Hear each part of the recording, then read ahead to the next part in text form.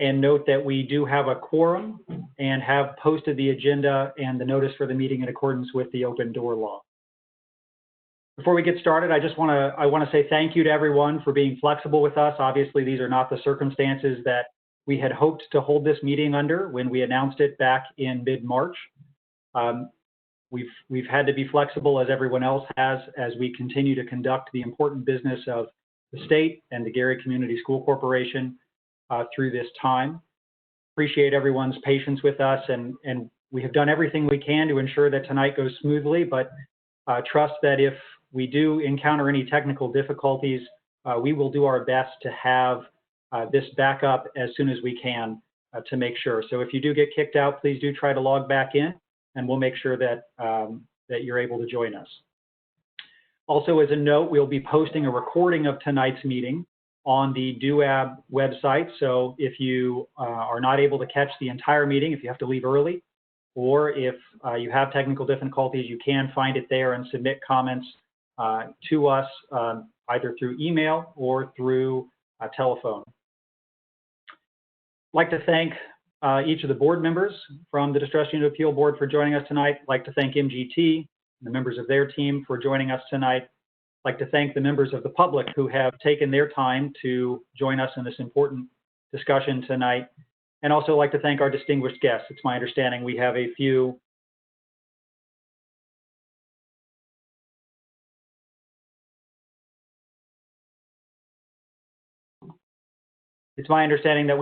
people here joining us. Courtney, can you hear me? Yes, I can. Okay, yeah. Great.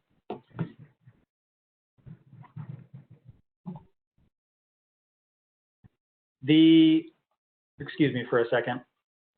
So new experience for all of us as we try to navigate a meeting virtually for only our second time here. As I was saying, tonight is an important meeting. We have a decision to make. The current emergency manager for the Gary Community School Corporation that this board selected back in 2017 is under contract through the end of this July. And so we as a board need to decide what the next steps are in the engagement here with Gary Community Schools. And obviously, as we said back in March, we believe that one of the important steps in that process is to hear first from MGT, hear their vision for the future, and understand where they see the district going, where they see that we've been, and the kind of progress that they think that we can make here in the next several years. We will have time tonight also to hear from each of you who are joining us from the community.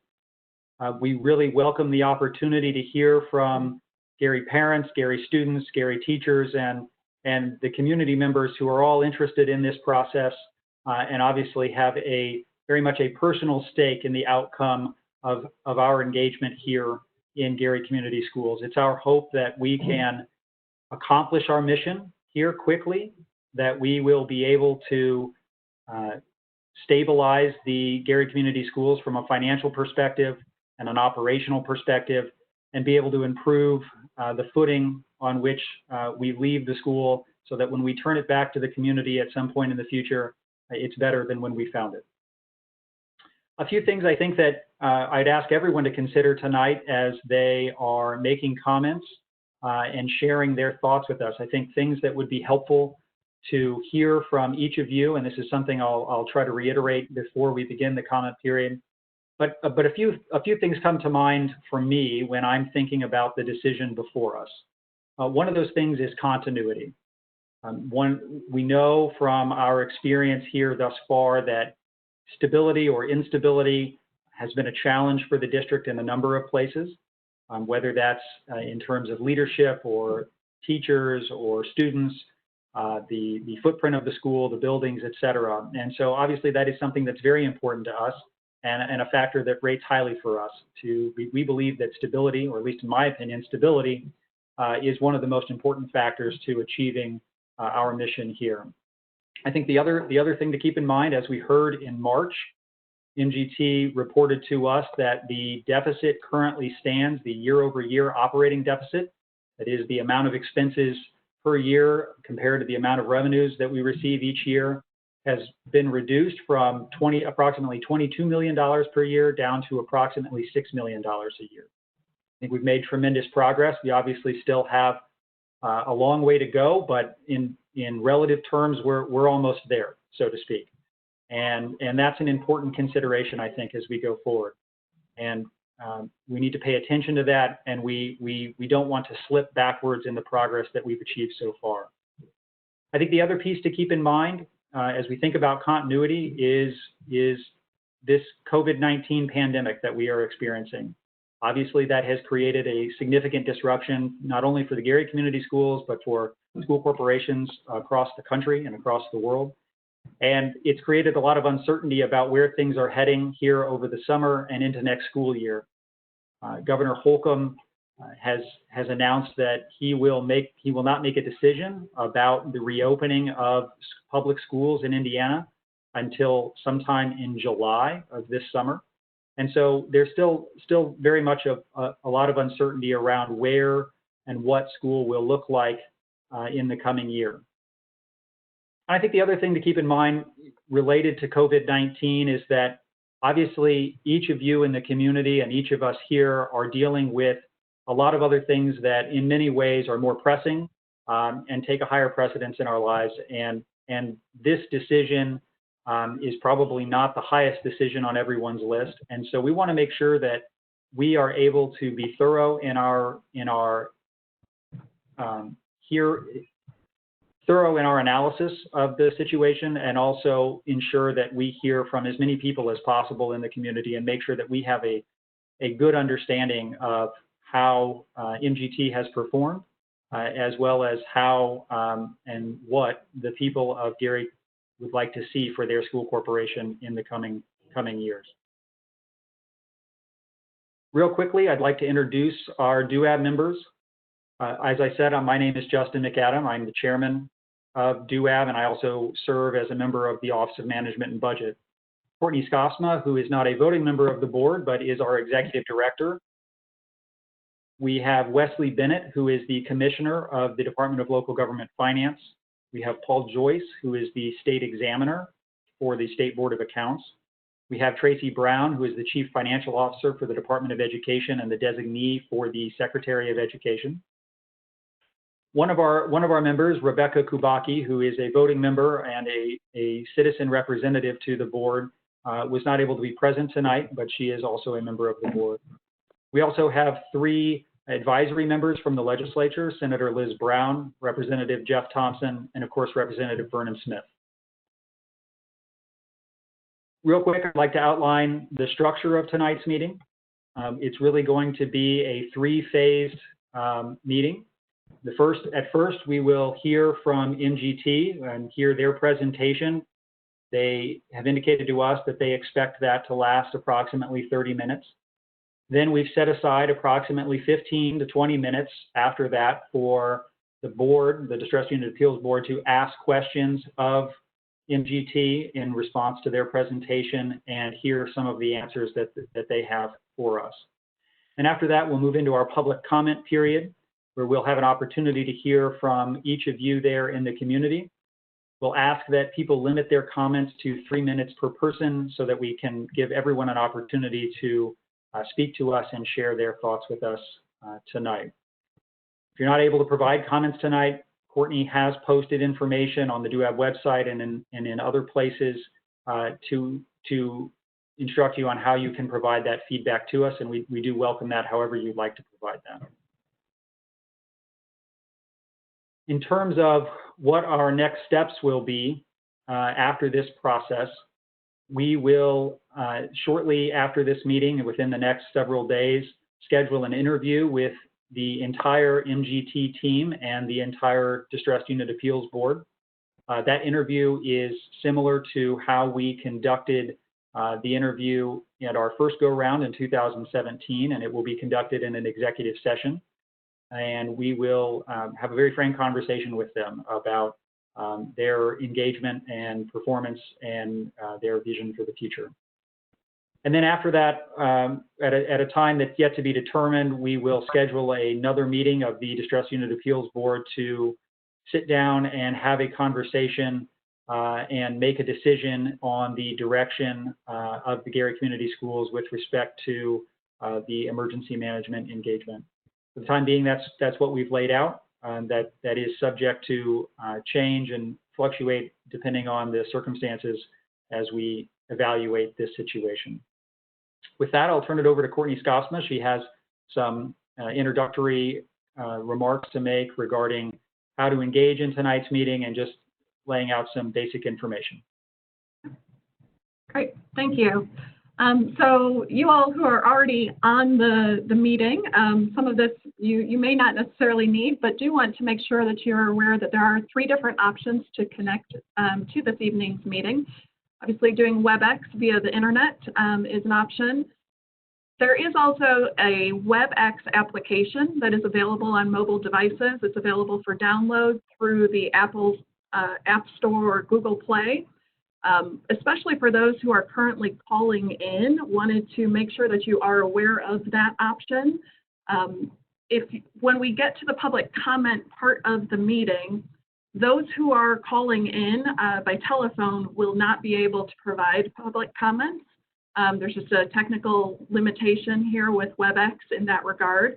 As Justin mentioned, we will offer a phone number a little bit later on here to provide an opportunity for you to still provide your comments. But did want you to be aware that there is an app available if you would want to download that app while we go through this presentation and get that all set up, and then you will be able to participate in the public comment. As you are using WebEx and the WebEx app, if you do have any questions as to how to use it, first we have posted instructions out on the DUAB webpage that also include information on how to either chat with me as the host of the meeting or raise your hand. And so if you are encountering issues, I would ask you to go ahead and send me a chat message to let me know what the issue may be, and I'll do my best to resolve that. And then in terms of raising hand, that is something that you will need when we get to the public comment period. That's how you will let us know that you want to provide a public comment. All right. So just some other information. I'll hit the second bullet point first. As Justin said, this is being recorded and we will make this available on our DUAB webpage. For those who are in attendance, all attendees are currently on mute. When we get to the point of public comment, what will happen is I will call your name and unmute your line, so then you are able to provide your comment. And at the end of your comment, then I will put you back on mute. That way we can just be respectful of all of the commenters. And the other thing just to be aware of is that on the WebEx platform, attendees cannot see the list of other attendees. So your screen is going to say that there's one attendee. Please don't think that you are the only one here. We do have several people on the meeting with us right now. It's just the way WebEx is set up, you don't have the ability to actually see that list. So with that, those are all my technical comments. Again, please feel free to send me a chat message if you encounter issues. And with that, Justin, I'll turn it back over to you. Great, thank you, Courtney. As I said, our first order of business today will be a presentation from MGT. Here to present on behalf of MGT, we have Eric Parrish, who is the Vice President with MGT and the lead person engaged on the ground in Gary Community Schools on a day-to-day basis. We also have with us Interim Emergency Manager Paige McNulty, who has joined us recently in February in the role of the on-the-ground sort of superintendent role, leading the day-to-day operations of the school corporation. The two of them will be presenting for us today, and then after that, as I said, we'll move to question and answers with them.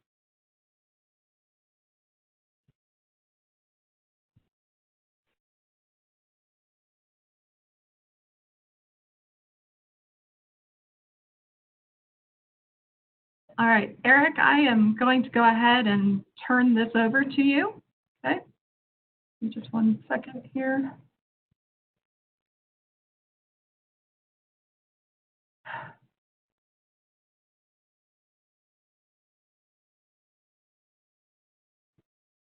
All right, Eric, you should be the presenter now.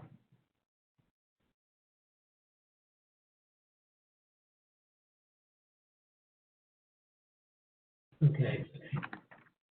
Thank you. Courtney, can you see my screen? Yes, I can. All right, very good. Thank you. And thank you, Chairman McAdam, for the introduction and the opportunity to be here tonight. Good evening. My name is Eric Parrish with MGT Consulting, and Chairman McAdam said also presenting tonight is Dr. Paige McNulty, our emergency manager. And in attendance are 10 team members of the Gary Community School turnaround team with MGT. I'll introduce them later in the evening. Tonight, we are presenting a 3-year plan for Gary Community Schools to exit distressed unit status. Before we do that, I want to say, again, thank you for everyone attending tonight. It has been an honor to serve the Gary Community School Corporation and the community of Gary and the Gary Community School Corporation stakeholders for almost the past 3 years. Tonight, we'll highlight some of the gains that have been made since August of 2017. We'll also, with gratitude, share our vision for the future of the Gary Community School Corporation. And that plan, that vision, that future is a 3-year plan to end state control and to exit distressed unit status. Moving forward with MGT and the emergency management team in place under the direction of Dr. McNulty provides the best outcomes in the shortest amount of time for the Gary Community School Corporation, the Gary community, as well as the state of Indiana. The plan that we're presenting tonight gives a very clear and very achievable path for the Gary Community School Corporation to end state control and to exit distressed unit status and create a sustainable future. As we go through tonight's presentation, the presentation as well as the entire turnaround for Gary Community Schools is broken out into 3 phases. The phases represent or measurable time frames for the turnaround, time frames that have a very distinct start and end. You could substitute the word stage, but we chose the word phase. Phase does not, it's not equivalent to a person or an emergency manager in the role. It really is a start and end for a particular part of the turnaround for the Gary Community School Corporation with a very distinct end result at the end of each phase. Phase 1 represents the first 3 years, which we're coming to conclusion in a month or so.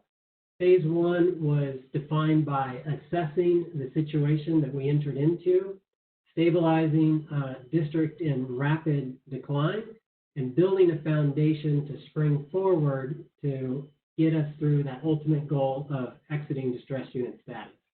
It was a 3-year process. Phase 2, which would begin for the 2020-21 school year, following on the gains out of Phase 1, and that is creating a sustainable district. It's a 3-year plan to lead us to the transition from Phase 2 to Phase 3, which is that exit out of distressed unit status.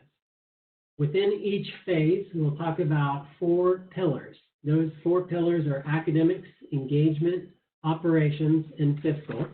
And those 4 pillars are found in every school district. They're not unique to Gary Community Schools. All of the activities and operations that take place in a school district can fall into one of those 4 categories. So tonight we'll start with Phase 1. And I remember the first day that I was in Gary, August 1st of 2017, I said what I'm about to say then, and I've said it dozens of times in between that day and tonight, and that is, I'm sorry. We can look through a windshield or we can look through a rear view mirror. We choose to look through a windshield. It's bigger and it tells us where we're going. The rear view mirror shows us where we've been, and it's a much smaller tool. However, tonight we will spend just a few moments looking back. Again, the majority of our presentation tonight is looking forward, how we get to ending state control and exiting distress unit status, but it is important to level set and to understand where we were in August of 2017 and where we are in May of 2020 and why that's important to get us through phase 2 into the transition to exit. So we'll spend a few minutes looking back, and we'll look at each of those 4 pillars in phase 1. Again, phase is a distinct time frame with a distinct and clear start and finish. For academic pillar, in that assessment, stabilize, and build stage, before MGT arrived in August of 2017, the academic standards, the curriculum that is being taught and the textbooks that are being used were out of date and, most importantly, not aligned to the Indiana Department of Education standards. Classes were outmoded, had not been updated or refreshed in years. There were classes with 1 or 2 students at the high school level, and there were classes that students wanted that didn't exist. A complete imbalance across the entire district. Assessments, which is tracking of data for students throughout the year to measure growth, to measure and evaluate where students are within a particular subject matter or class, were simply lacking across the district. And professional development, the training that's essential to develop teachers and enhance the teaching skills, as well as leadership development for building leaders, was limited at best and lacking more often. With MGT, from August of 17 through now, May of 2020, the standards and the curriculum, they're aligned with the Indiana Department of Education. New textbooks have been purchased, curriculum has been updated, and what is being taught is consistent with other districts across the state. STEAM Lab is up and running. It's an envy of many schools and school districts. At the middle school, coding classes are found in elementary schools. And the Gary Area Career Center, a crown jewel for Gary Community Schools, is increasing CT offerings in the last 2 years and in doing so going into the next year.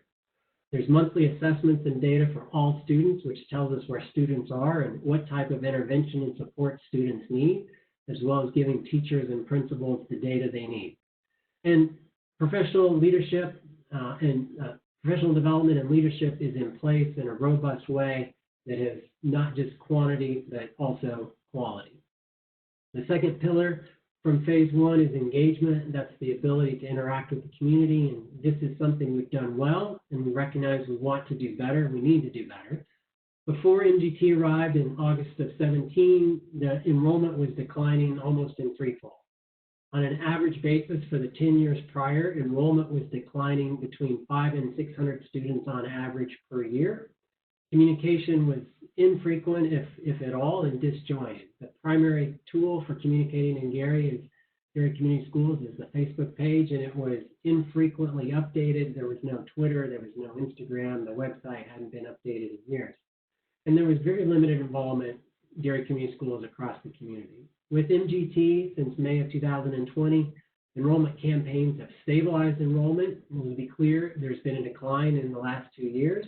But we've gone from losing between 500 and 600 students per year on average to 1 year we lost under 100, and the next year we lost right at 200. I'm not celebrating that we've lost students or lost fewer students. We had all intention to add students going forward, but it has stabilized the district. Frequent communication with Chelsea Winnington and her team, the Facebook page, for those of you on it, you'll see that it's alive and well. It's updated daily. We're getting positive comments from folks that the communication is increasing exponentially as we go forward. And going into this school year, Infinite Campus is a student information system that allows parents with an app on their phone to communicate with the teachers of their students, their children, as well as to monitor attendance and grades and homework and assignments. It's an awesome way for parents to communicate with the corporation. And Gary Community Schools is in the community. You'll see us at breakfast clubs and community events and on the radio and emergency manager forums. The third pillar is operations. Operations is the non-instructional side of a school district. If instruction is classroom teaching and teachers and learning, this is the food services and the transportation and the buildings and grounds and all of the other pieces that make school happen. Before MGT in August of 2017, the Federal Programs Department, which is responsible for title funding, which is very essential to Gary Community Schools, had a tremendous amount of audit findings for a number of audit periods that had not been resolved. Special education was out of compliance for 10 years prior to us landing in Gary. The school safety plans had not been updated in years, and every school faced numerous fire code violations that threatened not just the safety of children, but to shut down the schools. And inefficiencies across the district in contracted and internal operating services. With MGT, from August of 17 to May of 2020, the federal programs now have new staff. Audit resolutions are being mitigated and reduced. Special education has been in compliance for the last 3 years. There's school safety plans that are updated on a regular basis, and fire code violations have been eliminated. A new transportation contract is negotiating. We'll have an opportunity to improve that in the future. We're on our second upgrade in health insurance that's reduced costs and provided better benefits for our staff. A new custodial contract in food services just closed an RFP to look at outsourcing that again in the future, as well as audit resolutions that were existing in food services have been resolved or have been mitigated. And the final pillar is fiscal. Looking back briefly at phase one, before MGT in August of 17, the annual deficit was $22 million approximately. The accumulated debt, the long-term debt of all the borrowings over time, the principal amount was $104 million. The Gary Community School Corporation owed the IRS $8.5 million. In the fall of 2017, the IRS was threatening to shut down the district because of that $8.5 million debt. Accounts payable were $8 million. That's the amount we owed to vendors across the community that had been accumulating over time and building up because they weren't being paid. The corporation was relying on common school loans to meet daily obligations and no teacher compensation increase in 10 years or more. With MGTs from May of 2020, or August of 17 to May of 2020, the deficit is down to $6 million. We're not celebrating there's a deficit of $6 million. There's a lot of hard work left to do, but we're on the trajectory. We've shown that we're on the right path, and we'll continue on that path. The accumulated debt principal is down from $104 to $84 million. IRS debt has been resolved, and accounts payable has gone from $8 million to less than $1 million, which is your typical monthly cycle of business operations. The last common school loan was September of 2018, coming up on 2 years without assistance, and teachers received a first compensation increase in the form of a stipend in December of 19.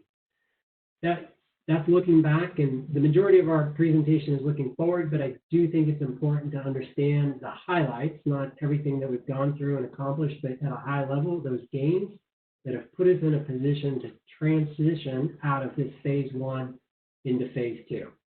If you think of the metaphor or the visual of climbing the Empire State Building, it's a tremendous effort, and that kind of feels like turning around the Gary schools on some days. If we got through phase one, we're somewhere around the 45th floor. We've made a lot of progress. We have momentum. We've got a rhythm going. We know where we're going, but we're not there. Phase one gets us almost halfway. Phase two is take us through the next stage, and that's ultimately to get to our goal to exit distress unit status. So we'll transition into phase two, which again, is a very distinct period of time, 3-year plan to get us out of phase one and into that transition to exiting distress unit status. For the next part of the presentation, we'll go through the 4 pillars. I will talk about, in general terms, the strategy in phase two for each of those pillars. And then Dr. McNulty will talk about very concrete steps that are being taken now, things that are happening today, or will happen in the 2020-21 school year because they haven't started because they're time dependent.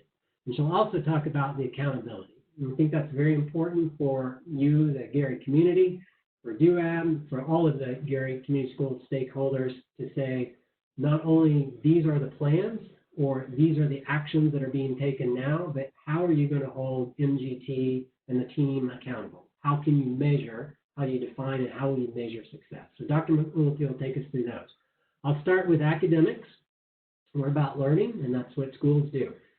This general strategy, the overview for phase two for the next 3 years to get us to that transition point for exiting distress unit status is to increase college and career readiness. Every school district wants to do that. That's putting our students in a position to have the opportunity and the choice to do what they want to do, to go on to college, to prepare and be ready for a career or the military service. We are investing in one-to-one technology program for all of our students. The procurement process is in place to procure Chromebooks for every student, and not just every household, but every student to have a Chromebook, as well as a hotspot, which provides internet connectivity for every student to use that Chromebook in the classroom or outside of the classroom to enhance their learning environment. Expanding the use of assessments and data to help that instructional support and give us that information on every student. To customize professional development and instructional supports, to move it from high quality instructional professional development and training for our teachers to what exactly does each teacher need and want. And then finally, filling instructional vacancies. We recognize there's been too many permanent substitutes and some hard to fill classes, especially. Dr. Mendolfi is working very hard to fill those vacancies, which will create consistency in the classroom and lead to academic success. So with that strategy and that overview, Dr. Mendolfi will step in, technology permitting, and talk about the very specific and concrete actions being taken, and then also the accountability to hold us accountable for those academic actions. Okay. Thank you, Mr. Parrish. Can you guys hear me okay? Yes. Okay. Thank you. I appreciate being here tonight, and I'm excited to be able to share some of the things that are happening currently within the Gary Community Schools. And luckily, I'm not afraid of heights because I'm anxious to get to the top of the Empire State Building, Mr. Parrish. So it's doable. It's doable. With that being said, I want to say that we acknowledge that the graduation rate needs to increase, and we are aggressively working on that. And so immediately, we have already started with a fifth-year cohort for our seniors this year. We have many students currently enrolled in that fifth-year cohort, which will continue throughout this summer and will continue through the fall of next year to increase our graduation rates.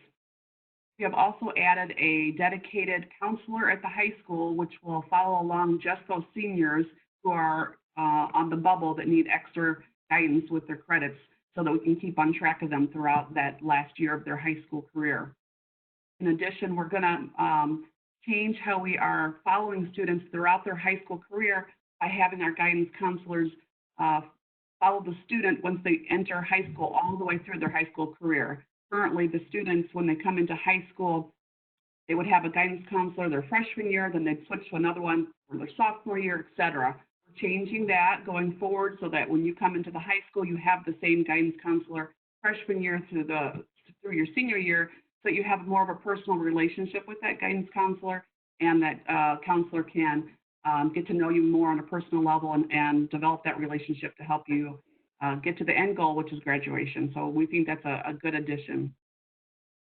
We've also added 4 new strands of CTE that will begin in the fall. So we've partnered with the Gary Airport, which is right in our backyard, and with Boeing and Aerostar, and we will have students that will be able to participate and get certification in several different strands through the aviation program. Due to the COVID situation, we've been able to get 2 pilots, we believe, that will start with us in the fall because many pilots are being furloughed right now, unfortunately, and unable to fly. So we were able to attract 2 pilots. Well, we have 2 simulators currently at the CTE program, and students will be able to get a mechanic certification, a pilot's license, et cetera, which I think is a huge addition because we're the only program in the area that will be able to offer that for our students. We've also partnered with the fire department and the police department, and for EMS, we'll have EMS, police, and fire cadets that will start in the fall. Those classes are already beginning to fill up, and the fire department and the police department have dedicated officers that will come each day to teach those classes in collaboration with us. So I think those are huge additions to the 16 strands that we already had in place. And our plan is to continue to increase the CTE programming by 2 or 3 strands each year. That will also draw more students to our district. We are also looking to continue to build upon our dashboard. So we are building a robust dashboard that will help us really hone in on the real-time data of what's happening in the classroom. And what that means for us is that teachers and administrators will be able to look into each classroom weekly, daily, as frequently as they'd like, and they can see how many students within each classroom are on track how many students are behind track so that we'll know in real time where we need to dedicate more resources, whether that be with staff or interventions, programming. So that helps us in real time be able to get to those kids quicker, so we're not waiting till a formative or assessment later on in the year. We've also instructed tailored professional development. We've sent out surveys to our principals before we left on COVID, and they were able to tell us specifically what they felt like they needed some more growth in. And so we've tailored professional development around our principals and our assistant principals, and we've already begun training for those people. We've been doing that virtually weekly already, and I think that's going to be a great addition. We're going to do that also with our teachers. We've been meeting with our teacher union group, and we're going to continue to do so that they have some input on professional development, and that would include instructional technology, for example, for next year, as well as how to continue on with e-learning platforms if needed, behavior management, things like that. And as Eric had talked about earlier, we've partnered with IUN University. We had many openings in the district as this year has gone on, and so we've partnered with IUN. It's been a great partnership, and they have agreed to work with us to start a cohort starting this June, in which anybody who's got a bachelor's degree who's interested in becoming a teacher but hasn't quite got to their certification yet, they can begin with us on their emergency permit, and then we will help them, as long as they sign a 3-year agreement with us, we'll help them get to that certification level. And we've already hired 25 teachers for next school year, and we have at least 25 already in that cohort to begin in June. So I think that's a huge addition for us. With all that being said, I think all of these things will help us to improve our state accountability with our grades so that we can make sure that our principals are honing in on the data, which is extremely important, and that the teachers and the principals learn how to own their own data, and that students know what their data is and they know what their growth points are, and that we are looking at our assessments and, again, increasing our graduation rate. Very good. Thank you, Dr. McNulty. Within phase 2, the 3-year plan to exit distress unit status, creating a sustainable district, is the second pillar is engagement. Engagement is the ability for us to interact with the community on a 2-way basis. The general overview or the strategy that we'll undertake will follow the same format. I'll give the strategy overview, and then Dr. McNulty will follow with the very specific and concrete actions, and then how the accountability measurements will take place. First and foremost, adding local personnel and resources to improve community engagement. We talked earlier about, under Chelsea Whittington's direction, we've seen an increase in the outgoing communication, and that's been very important, and there's a lot of good information flowing through several different channels now, which is also important, but we want to do better. And so adding additional resources, people, and products and tools to do that is what we will do. Creating new standing, which standing means ongoing, kind of a permanent committee, or ad hoc committees, which are committees that form and disband on a single issue basis for groups around either specific issues or items or ongoing things within the district. So we'll add new groups for both of those reasons, and generate what do we call a continuous flow of information, and most importantly, feedback. We talked about the information that's going out. We think that's gone well. It can do better, certainly, and we will do better. But the feedback is important, that the feedback comes back and we listen to that feedback in a much more deliberate manner. Partnering with specific activities, we've developing a relationship, a professional working relationship with the City of Gary and the new administration. It's going very well. It's been very deliberate. It's been very helpful on both sides, and we'll continue with that, as well as some other organizations within the city, such as the Urban League and the Chamber of Commerce, Gary Housing Authority. And as we get closer to ending phase 2, exiting the stress unit status, to start conducting focus groups and forums to make that preparation for that transition, to educate and help folks understand what it means and what comes next, and how folks can participate and be involved in that transition to exiting distress unit status.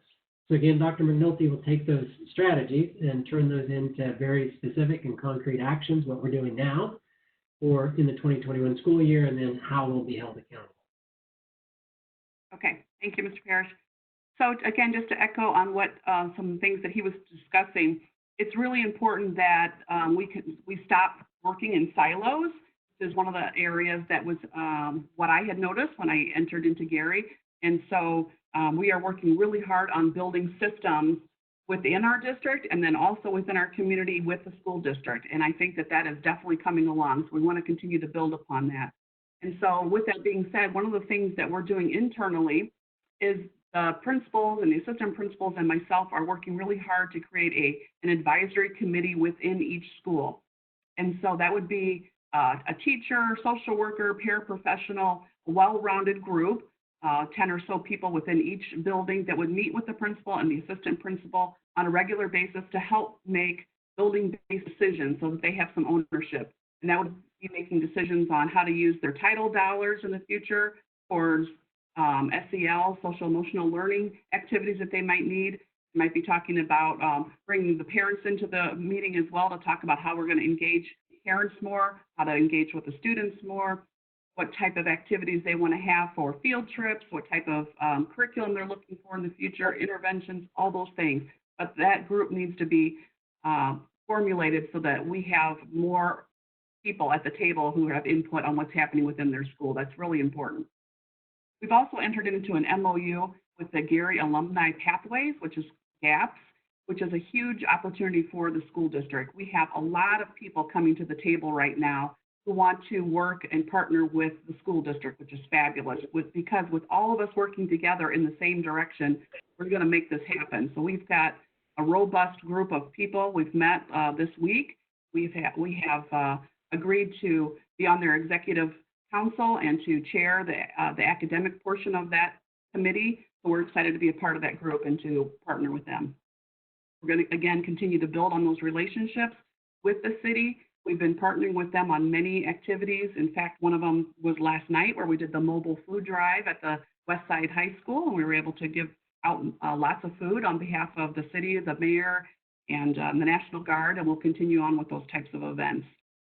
Some of the other activities that we've done so far is we also have met with the police department and the fire department and have invited them into our school.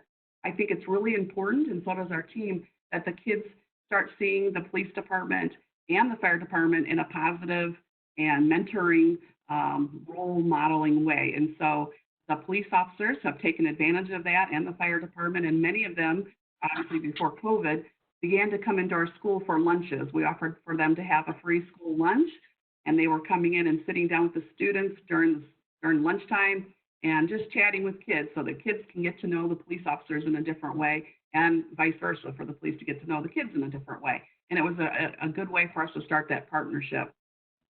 Because of that, we built upon the police department needed a new police dog for their agency, and so they're letting us pick the new police dog's name, and the dog is actually in police cadet training right now. And so the elementary students have all done a dog naming campaign, and we've sent that off to the police department. And so we're anxious to hear what the dog is going to be named so that one of the kids can get their picture taken with the dog. Those types of activities, I think, are important so that we are bridging what we're doing together in the community. And it's also fun. And again, another way for kids to start that connection so that when they get a little older, they might say, hey, you know what, I want to become a police officer. And guess what? We've got a CTE program already built for that, and you can start right in at the 8th grade level. So all those things are tying together. So that's exciting. Where was I here? Okay, and so we're also going to start talking about, along with that, establishing the Student Advisory Council, which is very similar to the Staff Advisory Council that I was mentioning earlier. We want students' input as much as possible because they also are a huge portion of why we're here. So we'll be forming those groups within the schools. Also, as you're aware, we have the School Improvement Fund 1065. So we have been meeting with lots of focus groups around the city, and we will continue to do so that we can get some good information from as many people as possible so that we can have a better understanding on how to use those funds for school improvement, capital improvement for our schools. So that would be things like fixing the roof, fixing the HVAC, our sports facilities, things like that. But we certainly want to hear everybody's input so that we can make the best decisions moving forward. And we're going to continue to do that by our ongoing social media surveys, which are going well, and we will continue again to build upon those. As I mentioned, we've had a substantial increase to our social media involvement thanks to Ms. Whittington and our team. I think that obviously because we're in the COVID situation, people have been forced to watch and see what's happening with us through social media. But we need to continue on our end to increase those efforts, and we will continue to reach out to parents on as many avenues as possible. We know that some of our parents may struggle with trying to reach us through social media, so we still have our face liaisons we have one appointed to every school, and they're out knocking on doors and meeting parents at community centers, at churches, at wherever. I was on the phone just an hour ago with one of our face liaisons and a parent, getting them some information. So they're out in the community all the time working with our parents face to face. So that's a huge portion of what we do, and we will continue to do. And then again, we'll continue with our surveys through the community so that we can get regular feedback back and forth. Very good. Thank you, Dr. McNulty. The third pillar within any school district is operations. And so for phase 2, creating a sustainable district leading to exiting distress unit status, the strategy, the overview for the next 3 years to lead us to that place we all want to be for operations includes continuous improvement across all departments. Again, operations are the back office, the food services, facilities, the transportation, pieces of the school district. Continuous improvement is a process and it's a mindset. It says once we reach a goal for improvement, that's not good enough. We're going to raise the goal.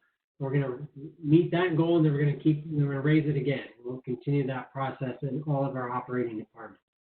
Completing significant repairs for our occupied buildings, the 1065 money, and demolishing the abandoned, unoccupied buildings is certainly a priority, and we're doing that with transparency and getting as much feedback on the front end, as Dr. McNulty mentioned. Improving parent satisfaction and employee morale, both of those things benefit the district in multiple ways, multiple layers, different strategies around how we're going to do that. Exiting high-risk designation, that speaks to our federal programs office that we've been designated high risk because of some poor activity in the past. We have the opportunity to correct that. And by 2021, we can be off of high-risk designation. We're on a path to do that and continue our compliance with special education that had been out of compliance for so many years and has been in for the last 3 years. We continue that. And finally, we, as all school districts do, have oversight with too many to count and too many acronyms to remember of state and federal oversight agencies and departments within those agencies. Strategy is to maintain our good standing. We've come a long way in food services. There were multiple audit findings for a number of years. Those are been resolved and mitigated. We're moving out into a new phase with food services. Exiting out of high-risk designation for federal programs hasn't happened, but we're on the path to do that. Special education has done that. So to get out of those adverse situations but then maintain, that's the strategy going forward. And just like the other pillars, Dr. McNulty will talk about the specific actions around operations and the accountability. Thank you, Mr. Parrish. So yes, we want to make sure again that we are building capacity within all of our departments so that we can have accountability with all of these. So we are adopting procedures within each department so that everybody understands what the expectations are and they have ownership of the plan. We are actively redoing our handbooks for all the staff and all of the students and each department so that we're all on the same page and that they're up to date and in compliance with what's expected with the State Department as well. We are going to continue ongoing training for all central office staff so that, again, they are in compliance with audit procedures, with what's needed for the federal government with title, and that our procedures and policies are up to date because we had several that were out of date. So we're working towards that, and I think we're on a good path. We are also selling our abandoned and vacant properties, which is a huge win for everybody. And we have prioritized maintenance and demolition projects, issuing RFQs, and we're managing the projects again through the 1065. we recognize very much that Roosevelt is a historical landmark within the city of Gary, and we are committed to honoring that and preserving that. So we are going to work very hard after we get the RFQs that we transfer that building into something that works well for the community. So we're committed to doing that, and you're hearing that here, that's not going to change. Also, we want to make sure that all of our schools are safe. We've heard that a lot. I've heard that a lot. We want to make sure our schools are safe and up to date with security measures. So as we speak, we have taken an assessment of our buildings and made sure that for the fall, all of our buildings have updated working cameras and buzzer systems at all the doors, and that all of our security people are trained in updated CPI measures, de-escalation skills, that we're actively attending the safe school meetings within Lake County, and that we're working with the Sheriff's Department and the Police Department so that we're all on the same page. We have already activated our cameras with the Sheriff's Department so that if by chance, God forbid, something should happen within one of our buildings, that they have the ability to take over our cameras and see what's happening within our buildings in real time, which most schools in the district have done. So we are also participating in that. So we're getting up to speed with what needs to happen to keep our buildings safe. And again, completing biannual surveys for staff and students to make sure that we're hearing from them that we're on track. Again, each department needs to have benchmarks so that we know that they're keeping up and on pace with what's expected. So we're working with each department and each director. I think one of the things that's improved greatly is that the cabinet, the leadership team, and myself are meeting weekly, still virtually, and we're talking about where we are, where we need to be each week, and we're checking in and making sure we're hitting those goals.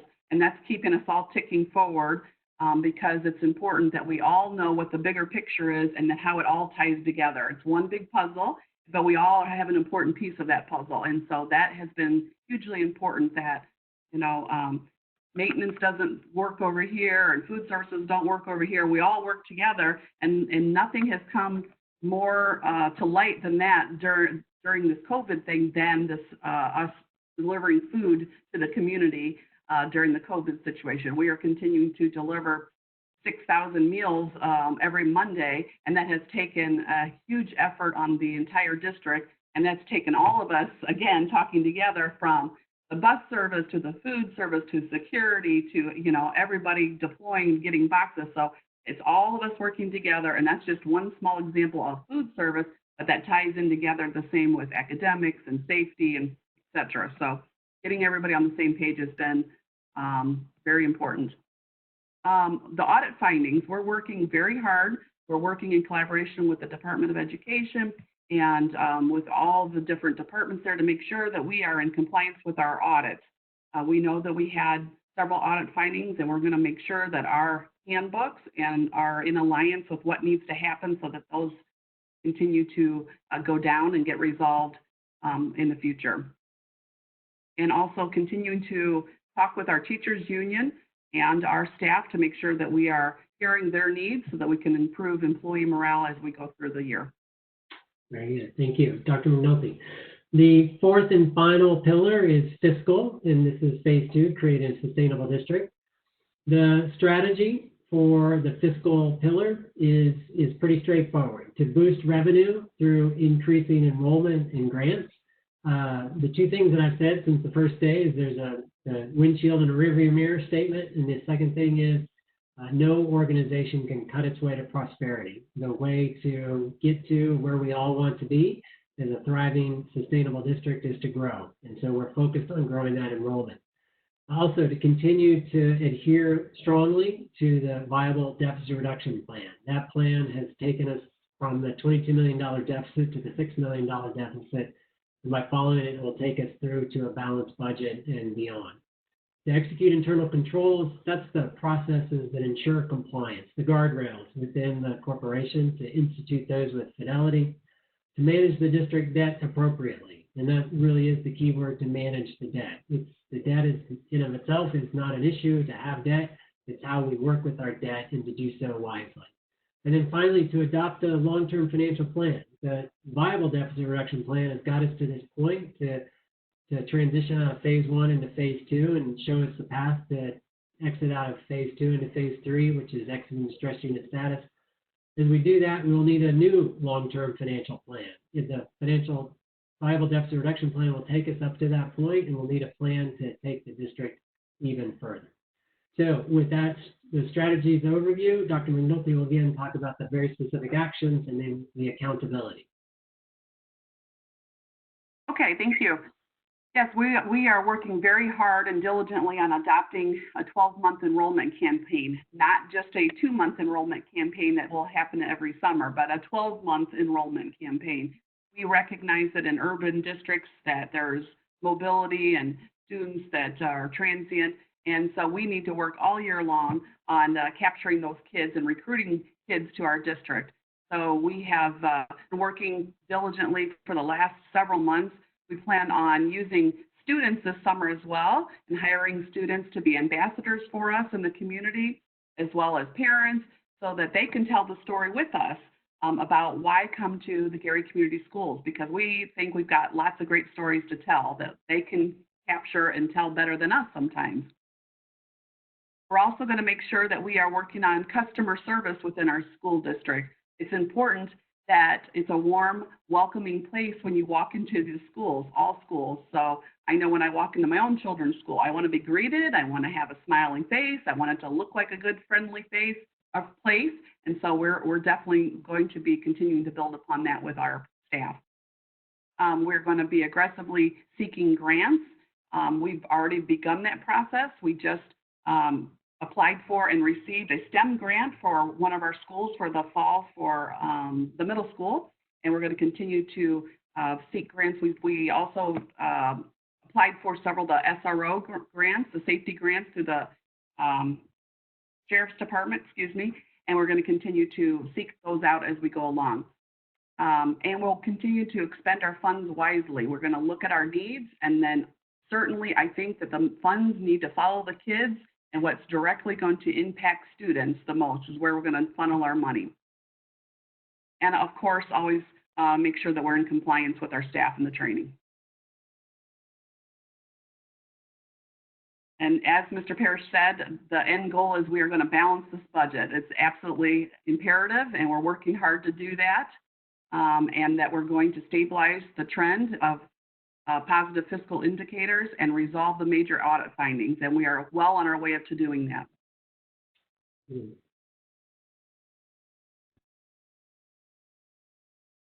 So that will take us out of phase 2. That's the 3-year plan, the 4 pillars, the academics, engagement, operations, and fiscal.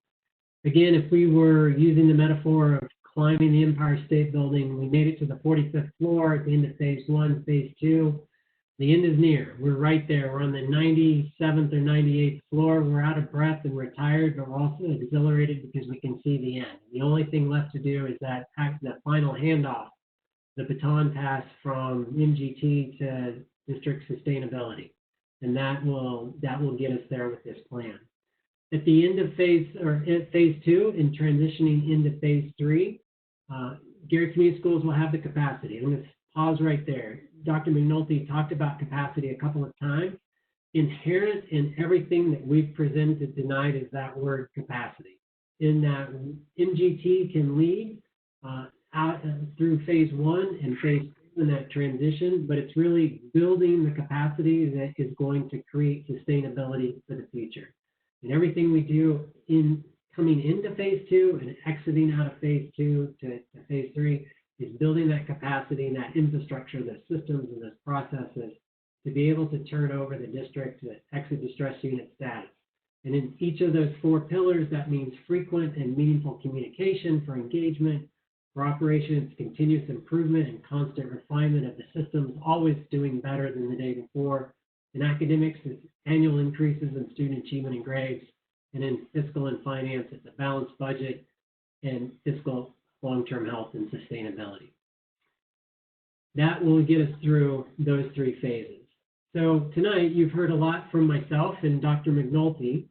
It's not just us doing the heavy lifting here. There's a whole team of folks, and because of time and technology limitations, we're not going to have them introduce themselves or talk about themselves. But I do want to very briefly just touch on each team member. So myself, my ultimate role is to ensure the success of this project, and that's my pledge, and I'll do everything possible to make that happen. Dr. McNulty, we are thrilled to have as part of the team. She has demonstrated skills and the experience she brings to the table. What I didn't realize when she came in is how she is about teams, and not just this team, but building out the Gary Community School Corporation, and that is so important for building that capacity. Dr. McNulty's role is focused on academics and the day-to-day operations of the district. Dr. Lamont Brown has an asterisk under his name because he would be new to the project. The plan was to have Dr. Brown join us in late March or early April. That wasn't possible because of travel limitations and restrictions, so he hasn't actually joined the project yet. At some point he will. He has a background in turnaround schools and providing leadership to a portfolio of schools in an urban district, and his focus will be on leadership development and academics. Amy Marsh has been on the project since August of 17, since day one. She's a former high school counselor, IDOE professional. She's filled a variety of roles on this project and will continue to do so with an emphasis on academics. Dr. Seaman has been on the project since day one. He will continue in his role as a conduit to the community, a bridge between Gary School Corporation and the Gary community at large, and narrowing that gap and strengthening the bonds between the two. Ricardo Seppin has joined the team about a year ago. He's a licensed CPA. He's on the finance side of things. He provides fiscal input, reports, and very detailed and very beneficial analysis. He's been very instrumental in updating the viable deficit reduction plan and helping us remain true to that. Ms. Shalita Miller has been on the team for about 2 years. She's a Gary resident, Gary native, Gary grad. Proud to have her here. She's also a CPA, and she also provides financial analysis in a variety of ways. Dr. Mike Razor is new to the project. He comes through MGT. Prior work experience includes the Chief Operating Officer for the Jefferson County, Kentucky School District, one of the largest school districts in the country. He brings an operations background that's unparalleled. He has already started to help us in the standard operating procedures and the best practices in our operational areas. Mr. Rob Tanner also comes from Jefferson County Schools, one of the largest school districts in the country, with a robust 15-year experience and operation background. He's already been engaged in the food services RFP and the school improvement plan, those RFQs, as well as managing that process, and we're glad to have him on the team. Ms. Chelsea Winnington has been with us just over a year. She's also a Gary grad, Gary native, Gary resident. Very proud of that. She is all things local communication. She is directly responsible for increasing the engagement that we've seen over the last 6 to 9 months in social media, the website, any of the enrollment campaigns, the messaging, as well as getting Gary Community Schools more engaged, more embedded within the community.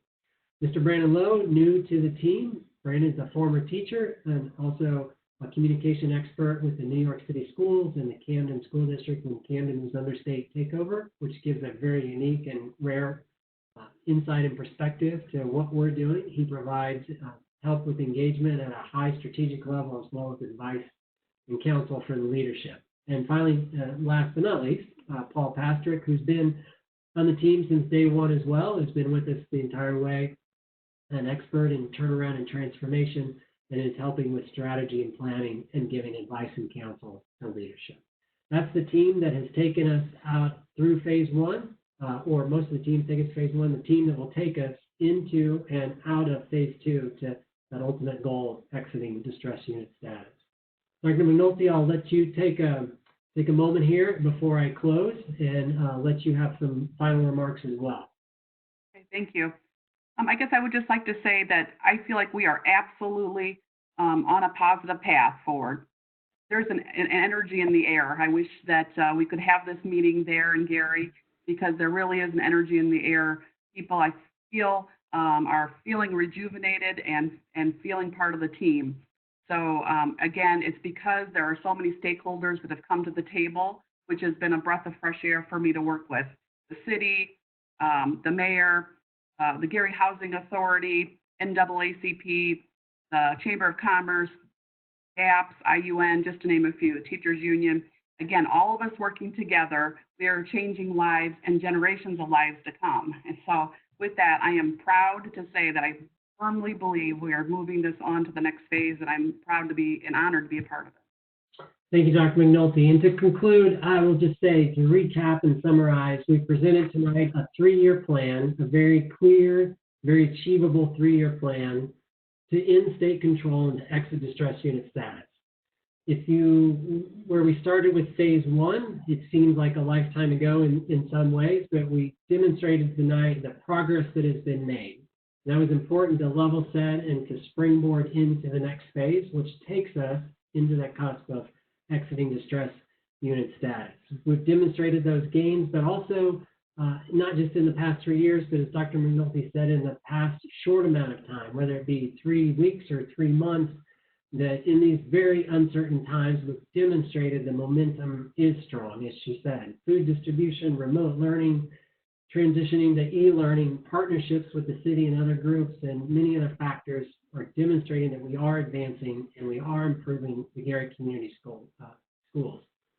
We have shared goals. Everybody listening tonight, the stakeholders of the Gary Community School Corporation, the DUAB, the state of Indiana, we have common and shared interest and goals, and that is to end state control, exit distress unit status, create long-term student success for every student that is now or will be enrolled in the Gary Community Schools, and to create long-term stability for the district and for the betterment of the community. Now is not the time to make a change. Now is the time to move forward by continuing to move forward with the knowledge and experience that MGT, the management team, has gained over the last 3 years, the capabilities of the team that's been in place, and the capabilities of the new additions, the backgrounds that match the needs that we've recognized and have committed to enhancing.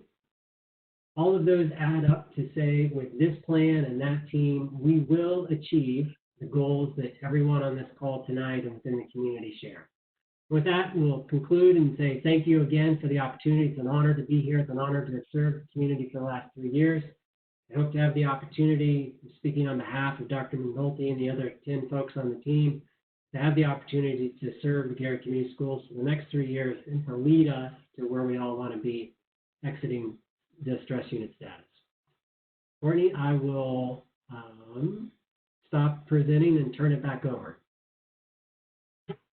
Great. Eric, Dr. McNulty, thank you very much. We very much appreciate your time and your thoughtful presentation. One question, Dr. McNulty, for many people who are here, they may be meeting you for the first time or seeing you for the first time. You're a newer face to the operation, but a very important person to this operation and really a central figure in leading the district. And we've really seen you take up the mantle here as you've led us through this COVID-19 experience. Could you take a moment to touch on 2 things? One, if you could just introduce yourself a little bit in terms of your background, your qualifications, your experience, and why you're well suited to lead the district. And 2, if you could speak just a little bit about the experience that you've had in the district thus far and where you see things going over the summer and into next school year. Sure. Well, yes, my name is Dr. Paige McNulty. I am a former special education teacher when I began my career. I'm from Northwest Indiana, and I've gone through education as far as becoming an assistant principal, a principal, assistant superintendent, and then I was the superintendent in East Chicago for several years prior to coming to Gary. My husband is also a retired Gary police officer, and I have family members who attend the Gary Community Schools. So the district is near and dear to my heart. I've done most of my work in urban school districts, so I'm very committed to working with urban school districts, and I believe we are on the right path, as I said. The situation with the COVID, again, was not a new situation for me. The COVID is, but when I was in East Chicago, 10 days into my superintendency there, we had the lead crisis that happened in East Chicago, in which we had a huge undertaking of having to close a school and move a school within 10 days. So I've had a little bit of experience in working in a crisis situation, unfortunately. And this certainly was now 10 days or so into my my superintendency or emergency manager role here in Gary was the same situation. What I have experienced in Gary is the same I had in East Chicago. The leadership team absolutely came together in a wonderful way and has absolutely pulled together to make what needed to have happened for kids. And they worked very hard on behalf of kids, and so did the teachers, and I'm extremely proud of them. We went from having no e-learning platform at all to having e-learning within just a few short weeks. So we started with packets that we sent home with the students, and then transitioned into full e-learning. And the teachers took on that task, and they worked diligently on that, and they're holding daily lessons within each other, and then taking those out to the students through many platforms. So I think that we're going to continue, obviously, on that. There are no answers yet for the fall. We're working collaboratively with the rest of the superintendents in Northwest Indiana. We belong to the Region 1 superintendents group, and so we're all coming up with scenarios for the fall because there's so many unanswered questions. So we're looking at whether or not we open full in the fall, or whether or not we open in stages and stagger the kids out and have some days there and some days on e-learning, or some kids come half a day and the other kids come the rest of the half a day, so we don't have any students in the building at the same time. We don't know what that's going to look like yet. We're certainly waiting on some more direction from the DOE, and also as to when it becomes more safe. But we are absolutely planning for all of those and working very closely with the city and the health department so that we make mindful decisions on what's best for students and staff. Thank you very much, Dr. McNulty. I appreciate that, and I appreciate your work as you've been there. Thank you. Representative Smith, I see that you have a question. Please go ahead. Want me to ask all of them, but I have many questions. I'll state that from. First of all, I'd like to just commend MGT for what they've done as far as the operation of our schools and what they have done with the fiscal aspect of the schools. I'm not that laudatory when it comes to academics, and I will share my concerns as I go through. As I looked at this plan, I would have liked to see the evaluation of each of the commitments that were made initially in the plan that was submitted by MGT, those benchmarks and those things that they committed to do.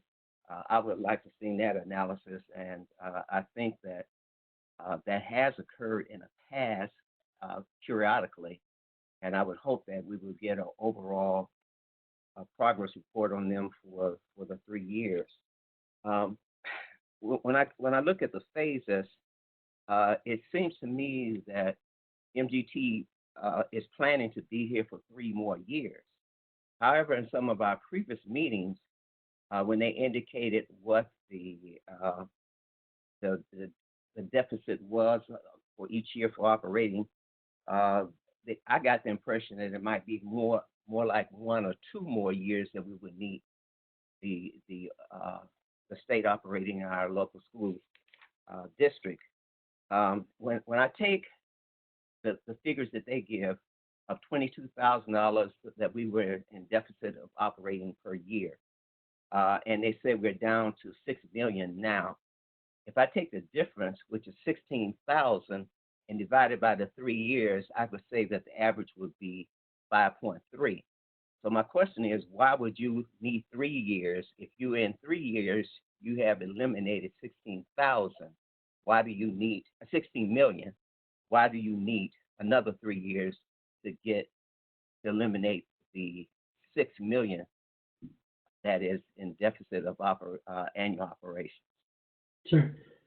Thanks for the question, and I love the math question, so I appreciate it even more. Two short answers. One, the first 16 was easier than the last 6. The things that can be done right away, there was some immediate actions that gave us momentum and some quick successes that fed into other successes. We're past those, and the easier, none of it's been easy, so don't hear that, but the easier pieces are done. The second, and as equally as important, is the statute is not just a balanced budget, but a balanced budget for 2 consecutive years. So to just line up all of the pieces that have to be in place and the timing per the statute, that takes us through that 3-year time frame for phase 2.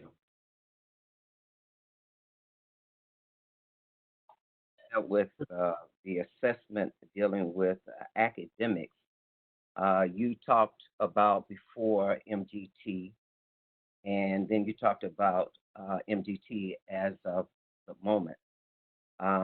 What you failed to put in here was that before MGT came, we had several schools that were A schools, B schools, and C schools, and now we don't have those, nor did you give yourself credit with the diminishing grades that our school have received under the leadership of MGT. I'm also concerned about your last bullet where you talk about leadership.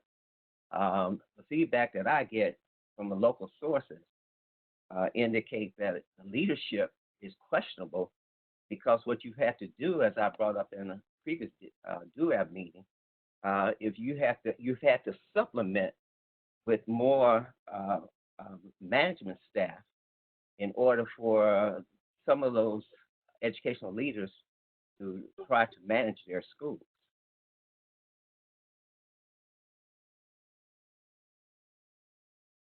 I'm not sure.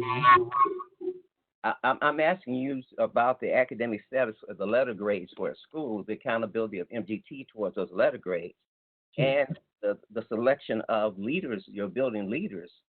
Do you feel, because the grapevine says that Dr. McNulty plans to keep all of them in place for the next academic year, and I think you have problems with the school performance that you haven't associated in this situation, nor have you adequately addressed the leadership of your schools, the building leadership. Yeah, and I'll ask Dr. McNulty to talk about the plan for 2020-21 school year for building leadership. I will say, in the 3 years that MGT has been operating Garrett Community Schools, I believe every school leader has transitioned to a new school leader. In some sooner rather than later, but the recent hires of leaders I believe are strong, and with the proper guidance and continued professional development and support systems can be very effective. I'll let Dr. McNulty talk about what it looks like in the fall and going forward. Specific to the grades, I'm not sure exactly, I don't have a committed to memory or right in front of me the grades per school. I will be the first and last person to say that the grades are not, the academic performance is not where we want it to be. Many of the actions within that first phase are laying that foundation, the building blocks to take us to where we do want to be. And we can't get to where we want to be without going through some of that, call it pick and shovel work. Some 2 steps forward to take 5 steps, 2 steps backward to take 5 steps forward. And so I think, again, that's not where we want to be. It's not reflective of where we will be. It's a process. We knew going into this that academics would be the lagging of all the 4 pillars. It's the slowest to turn, and it was a long time coming, and now you started to see the turn, you start to see the progress, and will that be. So, Dr. McNulty, if you want to finish that thought on 2021 school year. Sure. I would say, Dr. Smith, that as far as leadership, as I had mentioned earlier, we're working really hard to build capacity within our current leaders, and so we're building professional development around all of them. I would not say it's accurate that every single leader is going to be in the same spot. I think that all of our leaders have got great strengths, and that though they might be moved around in different seats on the bus, if you will. But I do think that we need to celebrate that Westside Leadership Academy is a B school, but we are going to be striving to make it an A school for next year. We also recognize that we have some other schools that aren't a B, and that we're going to be wrapping, like I said earlier, resources dedicated just to those schools, because every school is going to need something a little bit different. But with that is all of us working together and having those difficult conversations, and that's what we've been doing the last several months, so that we can check our egos at the door, if you will, and talk about what really needs to be done on for the best interest of kids. Well, let me just indicate that I'm not trying to use a brush to swipe all the leadership. I think what I need to make Springwater crystal clear is I'm referring to some of them, which many of those community members have been concerned about. But I'll move on from that, because I do believe that your job is not to fire people, but to empower them and make them better. So since you got the plan to do that, I would accept that. But I wanted to go on to the engagement portion of your review. And I wanted to dispute what you said was present in Gary in 2017, infrequent and disjointed communication. I don't think that was the case. I think it was a better form of communication in the past than what exists today. And when you talk about limited involvement in community activities and events, I would dispute that as well, because I'm heavily engaged and involved in the community, and I've witnessed and experienced more in the past than what I've seen under MGT. So I would like to dispute that. But with your assessment of MGT, you say frequent communication through multiple channels. Well, the community feels emphatically that there has been very little transparency. They feel like they know that their questions are not going to be answered. Not even the advisory board members are get their questions answered. So for you to give yourself praise in that area, I am vehemently opposed to your assessment that you have here, because I know the community is not satisfied with your communication. I am pleased that in your plan, you're addressing communications. I'm pleased that you've been engaged Chelsea, who's respected in this community and knows how to reach this community. I'm given a ray of light with her presence there. But for you to applaud yourself in communication, I think you need to rethink that one. I don't know if it needs an answer, it's just a comment. Yeah, and respectfully accepted, by all means. As we look back and as we prepared this presentation for tonight and reflect on the last 3 years, that clearly needs to be better. And that's what I think you would expect us to say, but it's sincere and it's something we've realized. Brandon Lowe, in addition to the team, is a step forward. Chelsea Whittington and her team is a 3 steps forward. The local resources that we talked about is another step forward. The feedback, as opposed to pushing out communication, is yet another step forward. I just summarize all that by saying we recognize engagement and we're making that an area of emphasis going forward. If we go to your slide that deals with your assessment of your operations, let me just indicate that in 2017, Gary schools didn't have any flexibility. They were written up multiple times when they were operating from borrowing from Peter to pay Paul. The survival motives that had to be placed in order to be able to operate from day to day.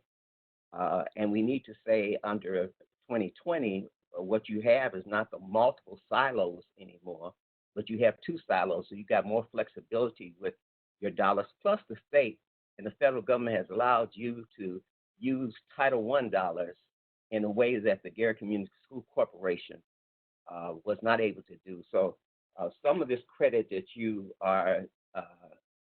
you're claiming that a part of your success should probably be diminished somewhat, given those 2 factors.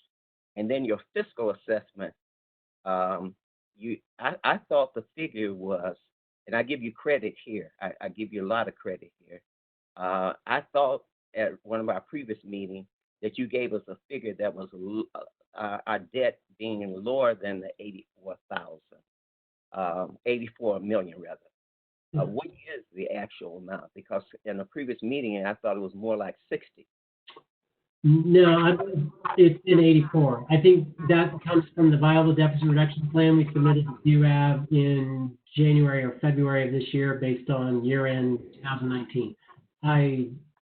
After we're done tonight, I will go back. I don't think I've ever said $60 million. I don't think it's ever been that. I think it's been 84 as of the end of 19, which is the last. I may be incorrect there, Dr. Parrish. I'm sorry if I am. I looked at a Form 9 that was submitted to the state, and it showed that we had $8 million in the bank, but we had all of these negative figures as line items. Explain that to me when you talk about the fact that we don't have a balanced budget at this time when you show $8 million in the bank. Is that because you have not paid debt? No, it's a great question. And so I think there's two pieces to that question. How do we have a deficit if we have money in the bank? We do carry a balance forward, and that is we have obligations that come and go. We have debt service payments that happen twice a year that are millions and millions of dollars. We rely on property taxes to do that and the timing of it. So depending on the moment in time, you look at the bank account. And the bank account, there's really just one. So the bank account covers the education fund, the operations fund, the federal programs fund, the special education fund, the food service fund is separate. So all of those things rolled together can result in a balance at a moment of time that looks fairly large. If you take the obligations that are pending for all of those activities, the education, the operations, and especially title, then those have to be offset. And that brings the real balance down to what it really is, which is something significantly less than what you see there on a piece of paper at a moment in time. The other piece is negative balances. This is for the true fiscal financial accountants, the Ricardos and the Shalitas on the team and the CFOs of the world. This is an accounting mechanism, and this, I would say, the quirks of the Indiana State reporting system, that we report out fund balances that are on paper, and that is different than what is the cash in the bank. So we could reconcile and crosswalk those two. I don't want to go down that rabbit hole unless you really want me to. I'd be happy to. But what we see in the accounting ledger is the accounting entry, and those are different than what is the balance in a bank account. In the interest of And time. Dr. Smith? Well, Dr. McAndoldi, go ahead. Okay. Dr. Smith, real quick, I just want for clarification under the title funds, I just wanted to make sure that you are aware that I'm not sure there's not a more flexibility being used with title funds right now. I just think there was maybe a lack of understanding of how we could maybe specifically use our title funds. And so we've been working really hard to network with other districts throughout the state of Indiana. So I know that the team has specifically reached out to 7 or 8 other districts within the state that have been recommended to us. And we've been collaborating with them on different ways that the title funds are allowable. And so that's how we've been able to kind of be a little bit more creative on how to use our title funds to best serve our kids. Representative Smith, if you don't mind, there are a couple other board members who have questions, and I would like to give them an opportunity. And so we can. Yes, thank you. Commissioner Joyce. Thank you. First, I'd like to tell everybody with the administration and the teachers, thank you for what you're doing during the pandemic health event we're going through. I know it's a rough time for all of you, and but we do appreciate the work and the efforts that you're doing. I do have a couple questions. I'd like to start with Mr. Parrish and Dr. McNulty. Could you possibly explain or go through what would appear to be, and I think is, a decline in the graduation rates between 17 and now? Yeah. So I'll start, and then I'll turn it over to Dr. McNulty. And in all fairness to her, she's relatively new to this. So several things have happened. The graduation rate declined in this past school year. It had held steady prior to that, so the first part of phase 1. And Specifically, what had happened is several, we can go into great detail or small detail. Essentially, that everything that needed to happen did not happen. And it created a perfect storm that resulted in the rate that got calculated. The counseling office didn't have their eye on exactly every student, and some of the students that were at a deficit weren't brought up in time. And Dr. McNulty talked about how that's being mitigated. Some of the credit recovery programs that are now in place, that fifth-year cohort for summer and the fall to get kids through the finish line, those were not in place over time. Some of the counts for kids coming into the senior year did not happen to the level and the extent that they did. So those are examples of pieces of the answer that when you put all of those pieces together adds up to the results that happened. We did appeal the results. We looked at the calculation. We took issue with several parts of the calculation. We believe the rate would be higher. That's still a decline, and that's still not what we want and will not see in the future going forward. Dr. McNulty, anything to add to that? Yeah, I would just echo again, it's that accountability piece, Mr. Joyce. And so having those guidance counselors now reconfigured so that they're following those kids from freshman year all the way to senior year. So it's not just hot potato and you have those kids for 8 months and then they move on to the next one. They're easier to fall between the cracks that way. And also they weren't tracking the kids who are leaving throughout the school year and then following to see where they go so that we could either drop them off our rolls or figure out what happened. So that was hurting our cohort. But I can tell you as of today, because I watch it every single day and speak with the team, we're at 75% graduation rate because of that fifth-year cohort that we've added, and that will continue to increase. But I'm not satisfied with 75, but it's better than where we were, and we're going to continue to increase it for sure. Thank you very much. I'm going to hold my second question just until later on. Okay. Commissioner Bennett, I believe you indicated that you had a question. Yes, Chairman McAdam, can you hear me okay? We can. Thank you. I echo State Examiner Joyce's comments about coming in and doing a wonderful job of fiscal improvement. But I have concerns, as Paul does and Dr. Smith does, with the need for improvement on the academic side. And I'm really going to be focusing on that over the next couple of years. So I would agree with Chairman McAdam about the continuity of operations. Again, the slides 6, 7, and 8 were telling to me. But let me kind of change the subject a little bit and talk.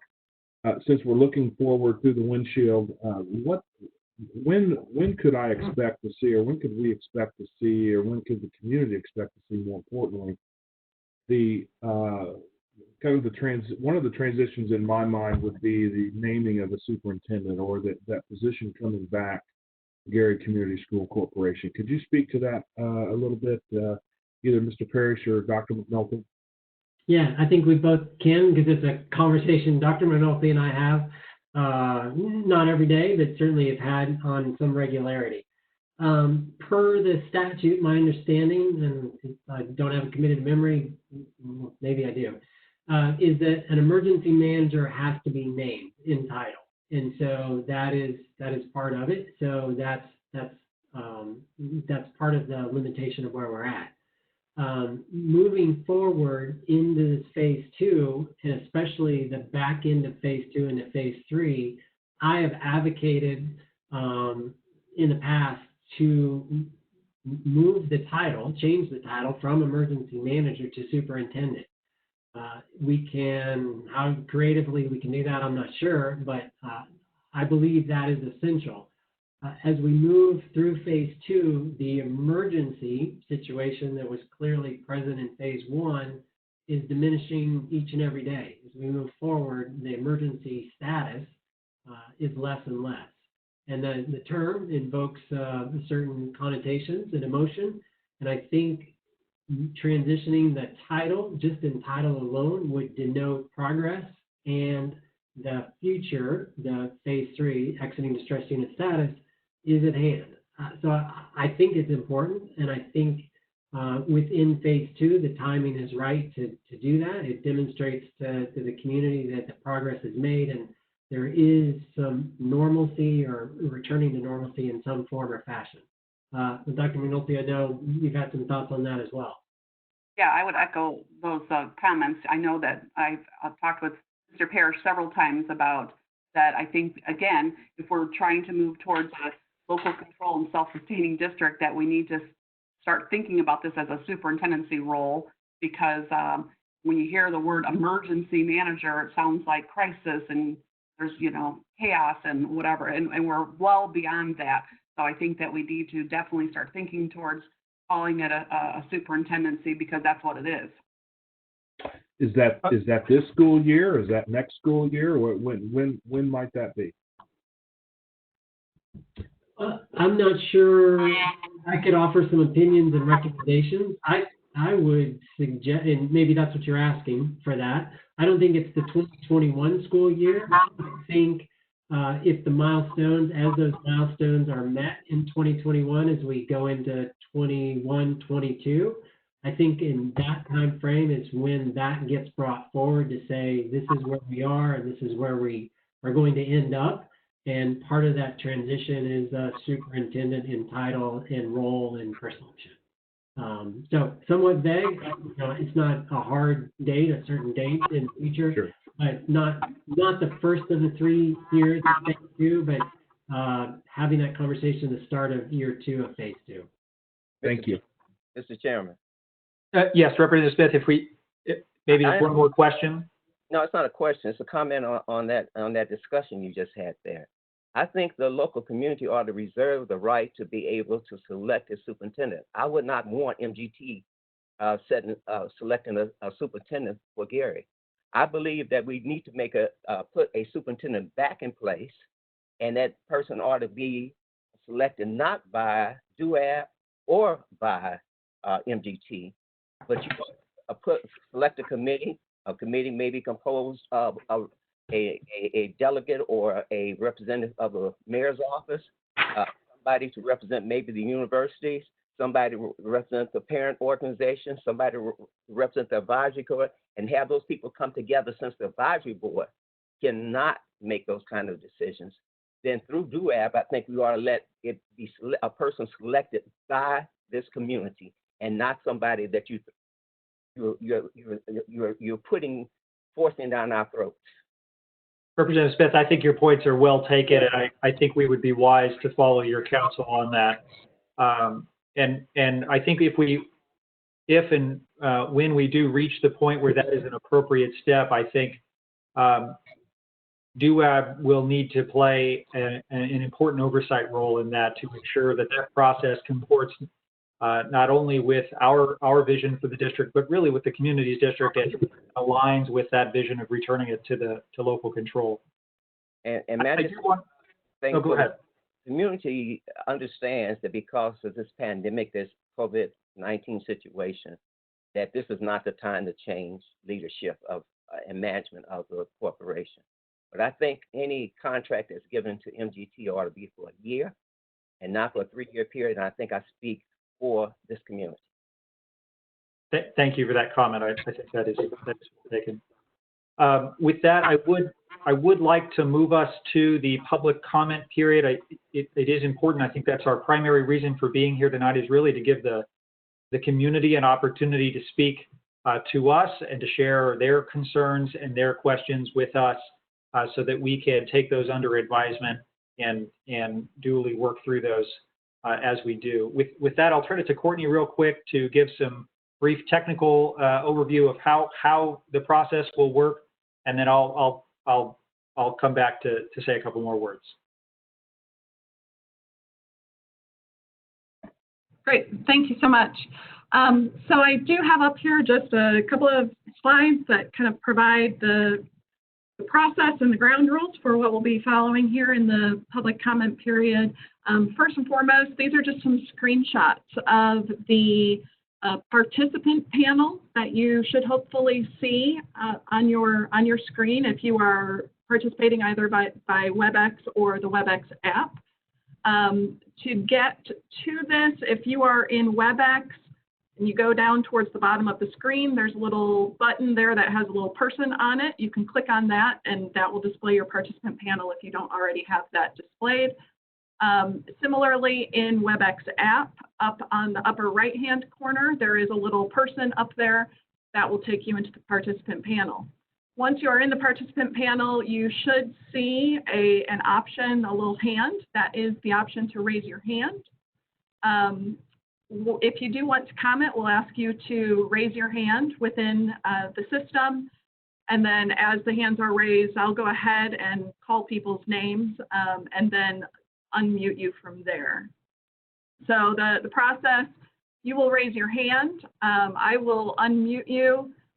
You will have 3 minutes to provide your comments. In a second here, I'm going to switch over to a different screen. So you will actually see a screen being displayed on the screen, or a timer being displayed on the screen. At the end of your allocated time, certainly we want you to kind of wrap up your comments, but we will then go ahead and remute your microphone so we can ensure that others are able to provide comments.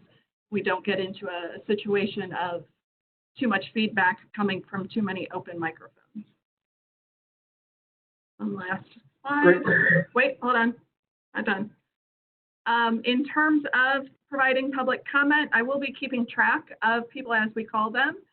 So you'll have one opportunity to provide your feedback. In the interest of time for all the participants, questions will not be entertained. You certainly are welcome to ask questions. However, at this point in time, we don't anticipate actually providing answers to those questions, just so we can ensure that we are able to continue to move forward with public comment.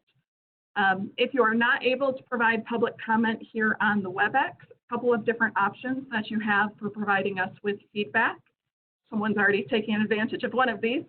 One of them would be to email us at duab@duab.in.gov.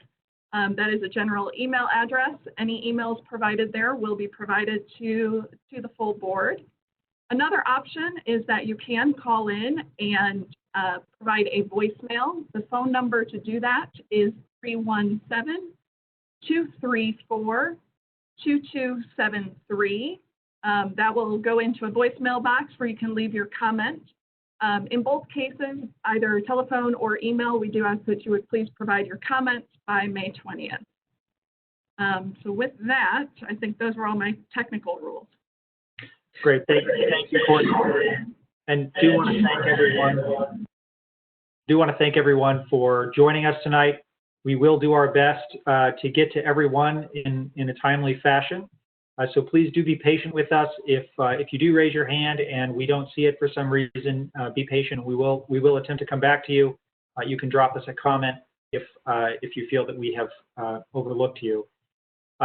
As Courtney said, we really do want to hear from everyone, and so please we do encourage you to share your thoughts with us via email or via voice message. We are eager to hear those comments, and we will be reviewing those as we evaluate this process. With that, we'll turn it over to Courtney, who will call on individual members. She'll call your name, and then she will indicate that you are unmuted and are able to speak. Okay, so forgive me a little bit while we go through this. I'm actually running two different screens, so bear with me as we go through this. However, actually, to start this, we do have the mayor who would like to provide some comments, and I believe that he is available. Let me get to him and unmute his line.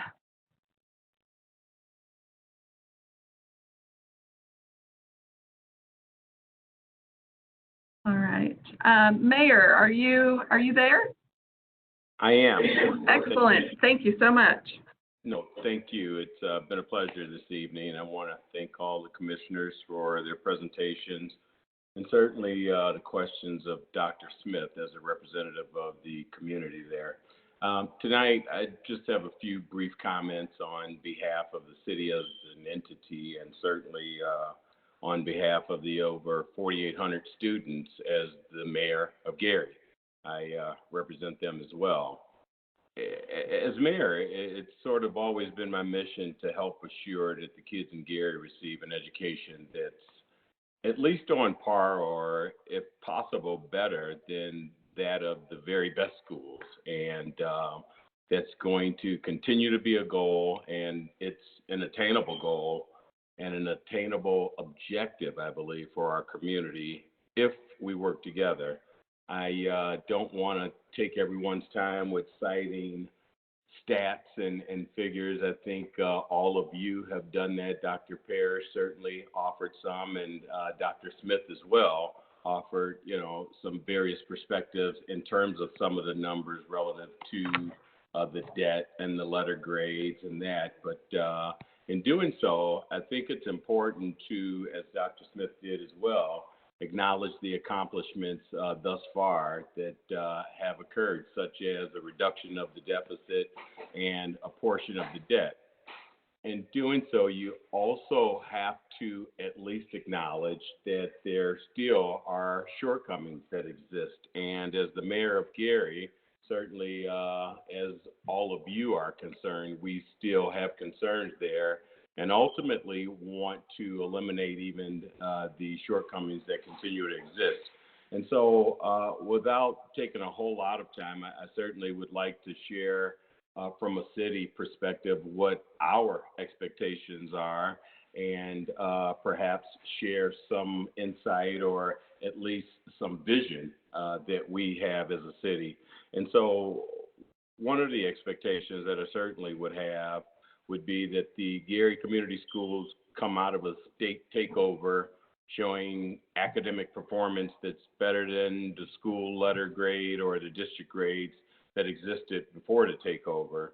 In addition to that, we certainly like to see the school corporation return to financial viability. In this instance, I believe my perspective of financial viability differs slightly from that of Eric. I understand the prerequisites of eliminating the deficit, and Eric and I have had this conversation before, so what I'm going to say certainly isn't going to come as a surprise to him. But it's my opinion that in order for the school district to be financially viable, the debt should actually be a consideration as well. And I believe I'm accurate in that a significant portion, or at least a portion of the debt that is owed by the school corporation is owed to the state. And so ultimately, we would hope that one of the goals or one of the topics of discussion would be an elimination of that debt, because I certainly believe to return school corporation to local control, which is the ultimate goal, with a staggering or significant portion of debt isn't in the best interest of moving forward, and it certainly would make the operating or the operation of the district continue to be challenging. As a city, we've consistently shared our vision for the school corporation, even before taking office, and certainly in some conversations that we've had, I've expressed to Dr. McNulty when she first took over that our desire would be to work towards building a new state-of-the-art high school facility, one that would be operated in partnership with Indiana University or maybe even Purdue Northwest. But we believe that a new school can and should be sited on property that the city owns, which is adjacent to IUN's campus. And just for the record, have had at least a couple of folks who've expressed some interest in establishing a public-private partnership for the development of such a facility. And, just in closing, I guess I would add to that in the city of Gary, and certainly from the perspective of the mayor's office, we see a building like that as being a necessary step and component toward providing our kids with a world-class education right here in Gary. And so, as I said, I will be brief, and I know my time's probably wrapping up, but I just want to say that the city of Gary and the mayor's office certainly stands ready and continued ready to partner with DUAB and the State Board of Education and certainly the emergency manager in a realization of a reimagined Gary Community School Corporation also. And as Dr. McNulty pointed out, we certainly are on a path towards that, and we would like to realize that. Lastly, one thing that I didn't hear articulated, and I certainly would like that to be part of the discussion as we move forward, is what the footprint looks like after the takeover for the Gary School Community Corporation. I think that's important to note and certainly would go a long way in anything that we could do as a municipality to help prepare for that. But thank you for this opportunity to share a couple of comments, and I really enjoyed the presentation this evening. Mayor Prince, thank you very much for your time and for your comments. We're very grateful to have you join us tonight. Thank you. Thank you all very much. Courtney? Okay, so our one other note that actually I want to make, somebody has let me know that this is an option as well. For those of you who are on WebEx within the internet in a browser, you may see 3 dots as one of your toolbar options down at the bottom of the screen.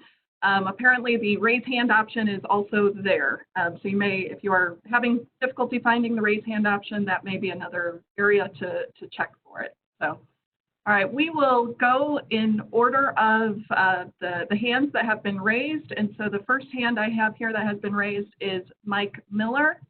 And then just to provide people with kind of advance notice, Michaela Spangenberg, it will be the next presenter after this. So Mr. Miller, give me 1 second to get you unmuted. See. Okay. Actually, Mr. Miller, I am not seeing an audio option available for you right now. So I'm going to come back to you and we'll see what we can do with your audio in a little bit, and I'll be in touch with you on chat.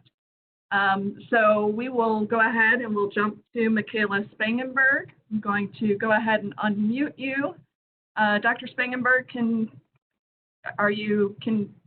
yes. you, there you go. Can you hear me there? Yes. All right, Thank you. let's do this. Then I think you are good to go. Okay, great. Thank you so much.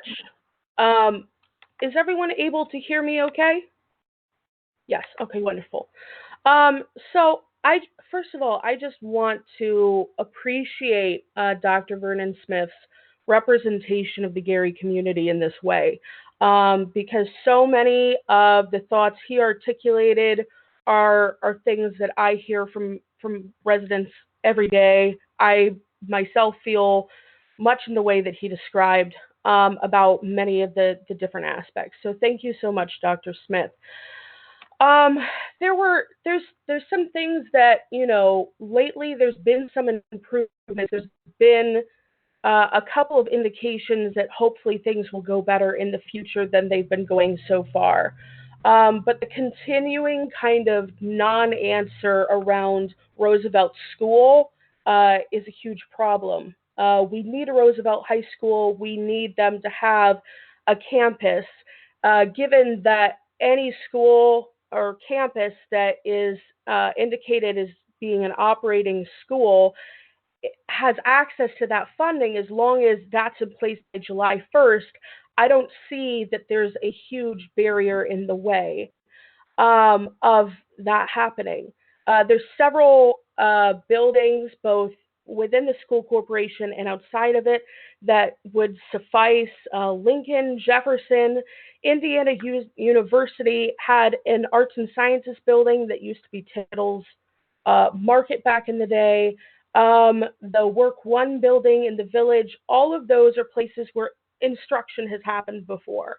And we desperately need something like that to move forward as soon as possible so that our students will have a place to go, because they don't right now. We also need greater transparency regarding the repairs being proposed.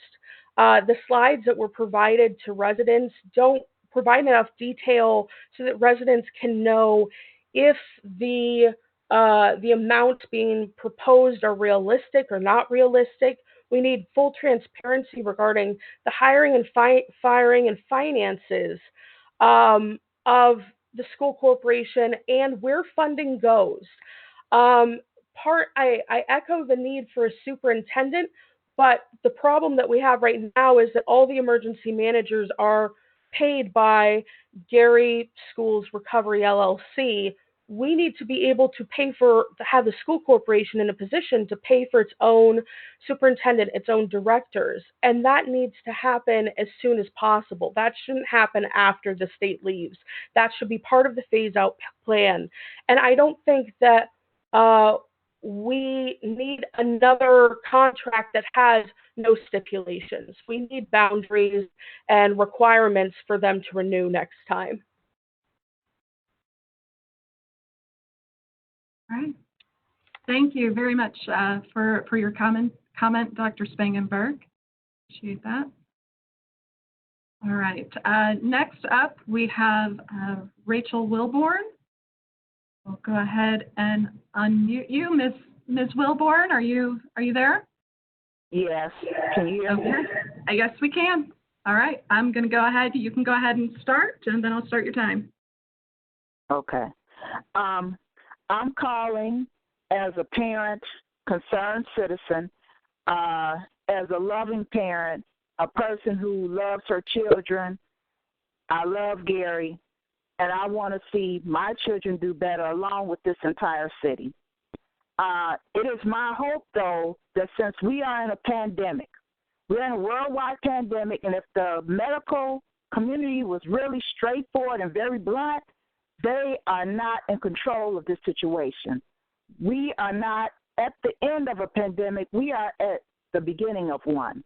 So I would like to ask that you all open the schools up to e-learning for our children for the upcoming school year. Let the parents have some say-so, which under Title I law, we should have more say-so than what we have now anyway. But let the parents choose whether they want their children to be on e-learning for the school year without sacrificing their enrollment and without sacrificing them being promoted to the next grade.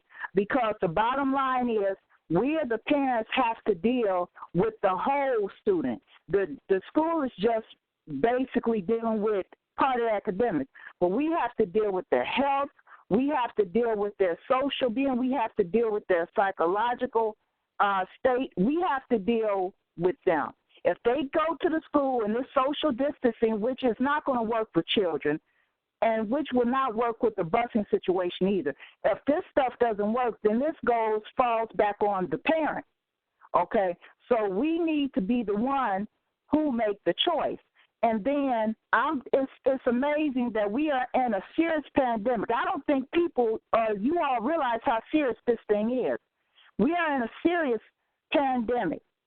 These people in the medical community don't even know how our immune systems is going to be able to stand up to this if we are not positive for the coronavirus. So, I mean, we need options now. And as a parent right now, I need the option to leave my children on e-learning because I do not want to send my children out there.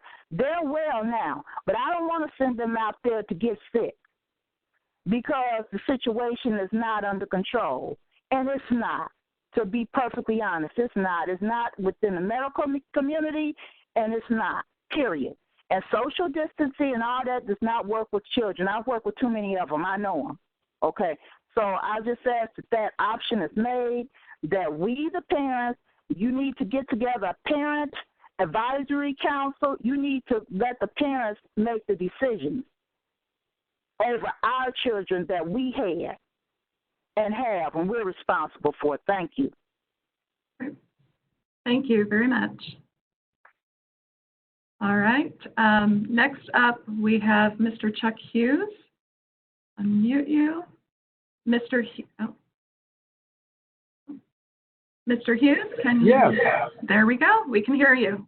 All righty, thank you. I certainly appreciate the opportunity to speak, and I certainly respect all of the opinions that have been entered by everybody. I mean, Dr. Smith obviously has been a pillar in the community. He knows the educational process. But by the same token, I do want to say this too about the emergency management team. They took over a very arduous task. Let's be faced, we have to be humble as citizens of the city of Gary and realize the predicament that our school system got itself into. And that's a very arduous task. And the fact that there has been some progress, the fact that there has been resources that arguably we would not have been able to obtain on our own to make the kind of improvements that we've seen to this point, and to have the visionary thoughts of what can happen with our school system. I agree early on when it was stated that continuity and stability should be very important in terms of what we do. Another thing I'd like to mention as well too is I was happy to hear the mayor get on, because one thing that I know about this mayor is that the guy is very compassionate. He's very interested in the school system. In fact, I've heard leaders in the past suggest that because they didn't have control over the school system, then it wasn't essentially their problem. So I think that having the kind of leadership that he's going to offer, and to hear him express the fact that he's collaborated and worked with Dr. McNulty and others, I think that we're really on the right path. And with that parent, I certainly understand the concern of parents and how they feel about their children and whatever. But I also think it's important that, be it MGT, whomever it is, that you do have to think and have forward thinking in terms of hopefully we'll get past this pandemic. And if we do, then we can't be left twiddling our thumbs because we were not proactive in trying to have a process of learning for our children. And so this is a very unusual situation, but by the same token, I am really impressed with the fact that there has been some progress. I think getting our debt down, I think turning this school to the mayor's point. He wants to know what's going to happen once this district is returned back to the local community.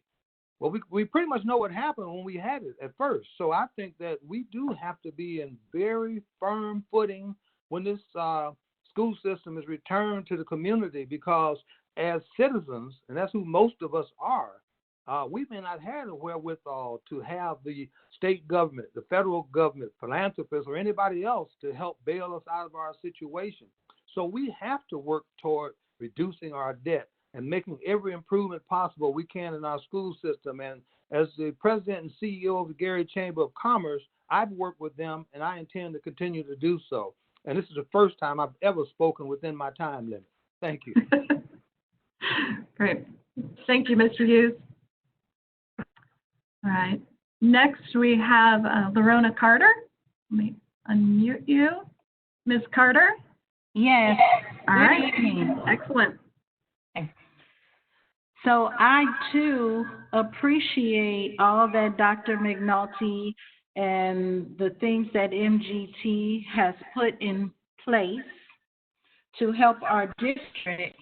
However, I'm not very sure about their partnership with the community.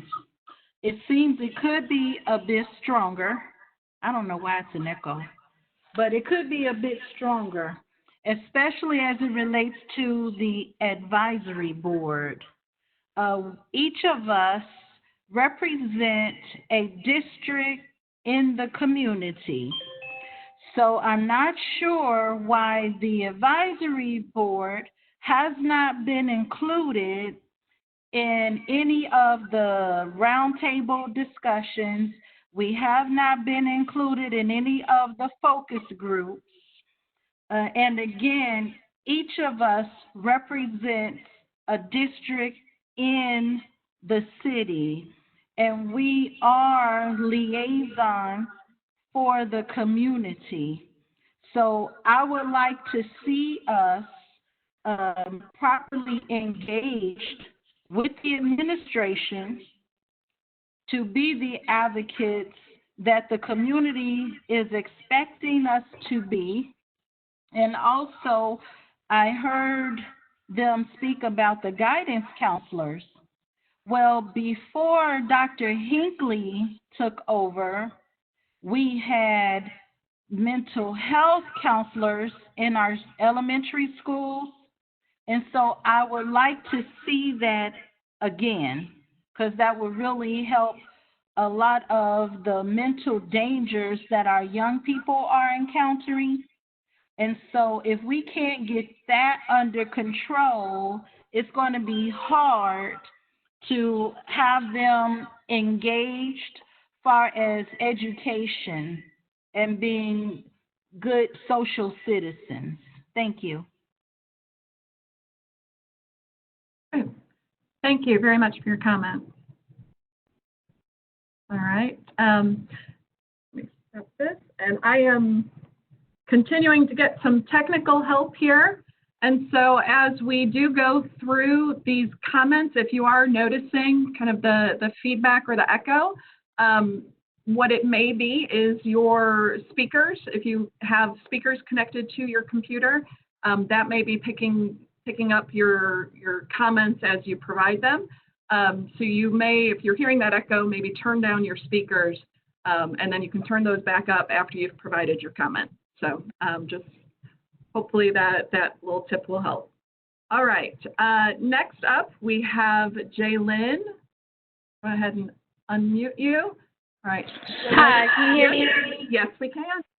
Alrighty, so the mayor mentioned about the importance of acknowledging those accomplishments. So I just want to take a quick minute to acknowledge some accomplishments I've seen. I am a product of Gary. I've lived in Gary my entire life, and I've been through the Gary school system as well. And I've noticed some improvements that we didn't necessarily have when I was a student in the Gary system.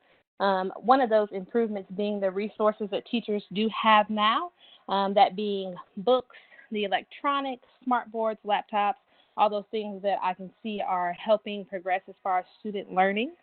Another thing, the implementation of the fine arts program.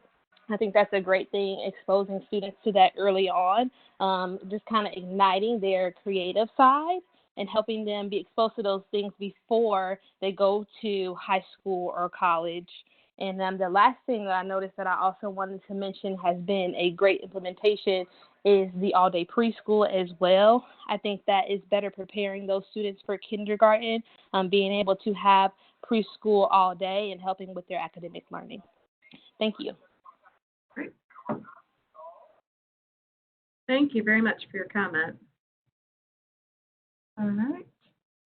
All right, next we have Mark Sperling. We'll unmute you, Mr. Sperling.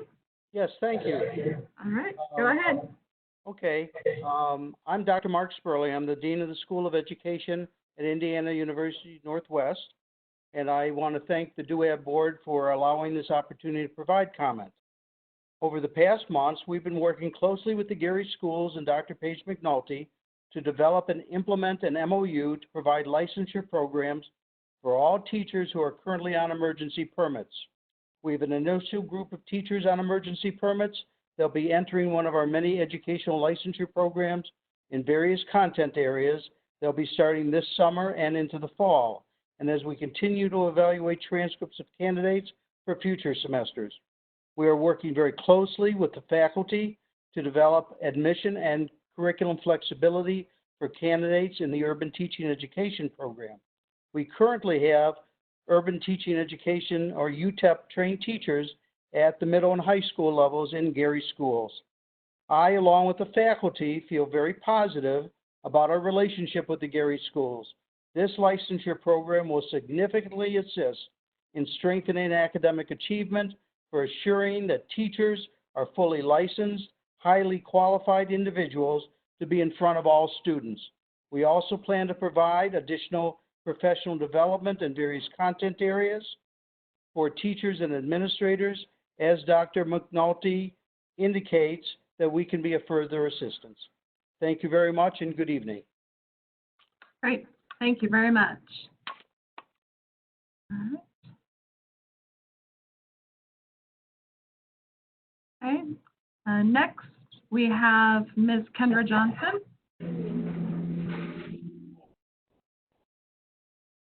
Ms. Johnson?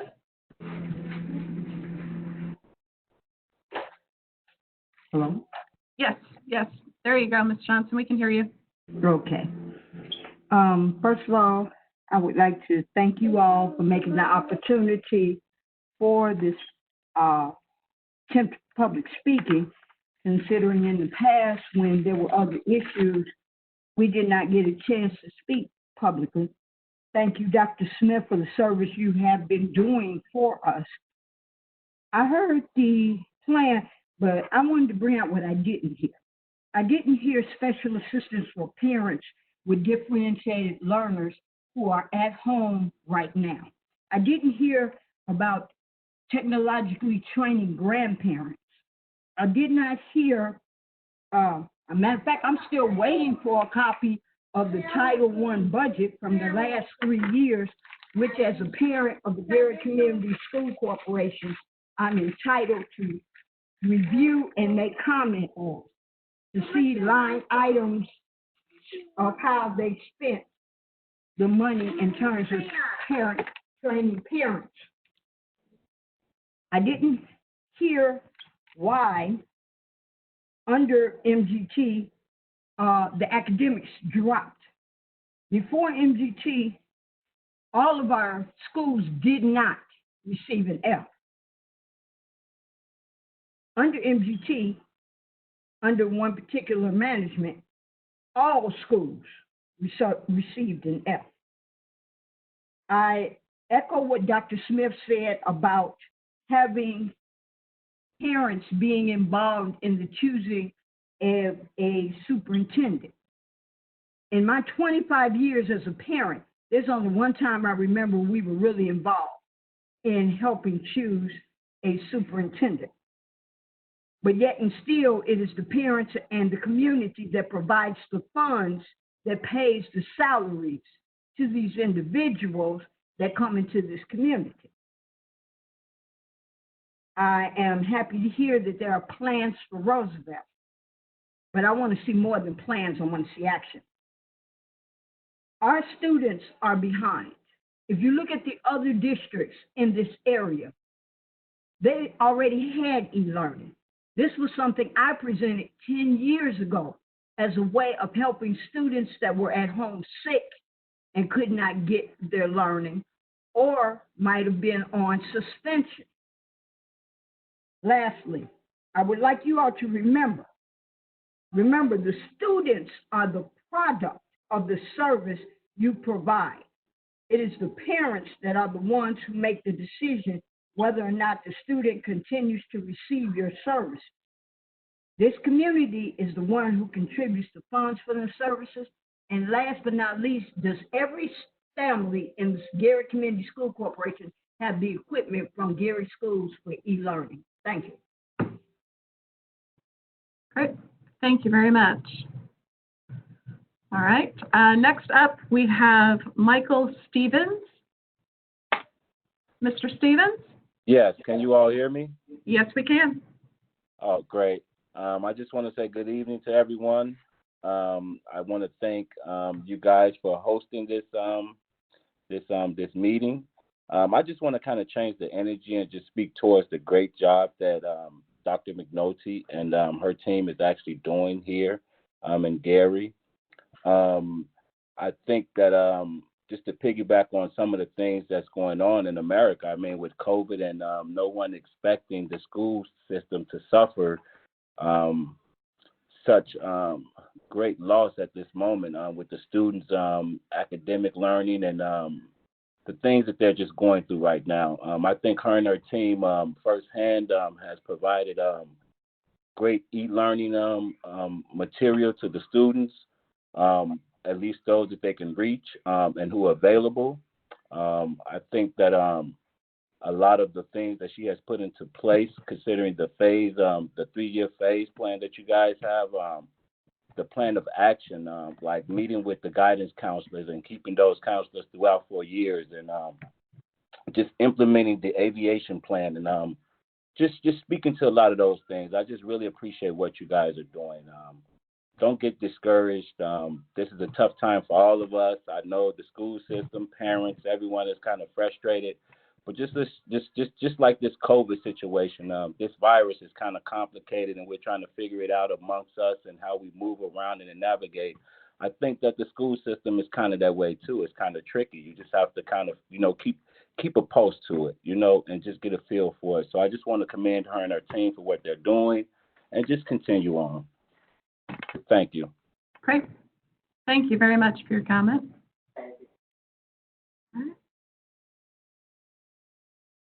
All right.